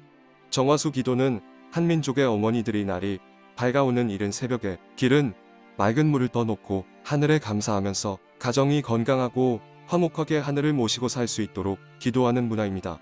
대망 사상을 가진 한민족은 평화를 사랑하는 사상과 문화를 가지고 천손이라는 선민정체성을 지키기 위한 역사를 이어왔습니다. 중국과 일본이라는 강대국 사이에서 많은 침략을 받았지만 한민족이라는 선민의 정체성이 있었기에 평화를 사랑하면서도 주체적인 역사를 지키기 위해 온 국민이 하나 되어 국난을 헤쳐 나왔습니다. 이처럼 한민족은 하늘 부모님의 소망을 이루기 위해 선택하신 선민입니다. 선민의 뿌리는 하늘이며 하나님을 부모로 모시는 한민족의 문화는 선민의 문화이자 한민족 선민의 근본 뿌리입니다. 한민족은 천손의식이 담긴 설화, 하늘을 모시는 천재의식을 통해 선민으로서의 정체성을 이어왔습니다. 선민은 하늘이 선택하고 길러나온 민족으로서 축복과 함께 책임이 있는데요. 한민족은 참부모님과 함께 하늘 부모님 아래 한 가족이라는 축복을 실현하는데 앞장서야 합니다. 하늘 부모님께서는 이러한 한민족과 과거에도 함께 하셨고 현재에도 미래에도 함께 하실 것입니다. 3. 세계는 하나의 한민족. 하늘 부모님께서는 자녀인 모든 인류가 선민이 되기를 바라고 계십니다. 예수님 당시에 하늘의 선택을 받은 유대민족이 선민이었지만 예수님의 탄생 이후로는 예수님을 믿는 모든 사람들이 하늘의 선민이 되었던 것처럼 한민족도 하늘의 선택을 받은 선민이지만 참부모님이 이 땅에 현현하신 이후로는 참부모님을 믿고 모심으로써 선민이 될 수 있습니다.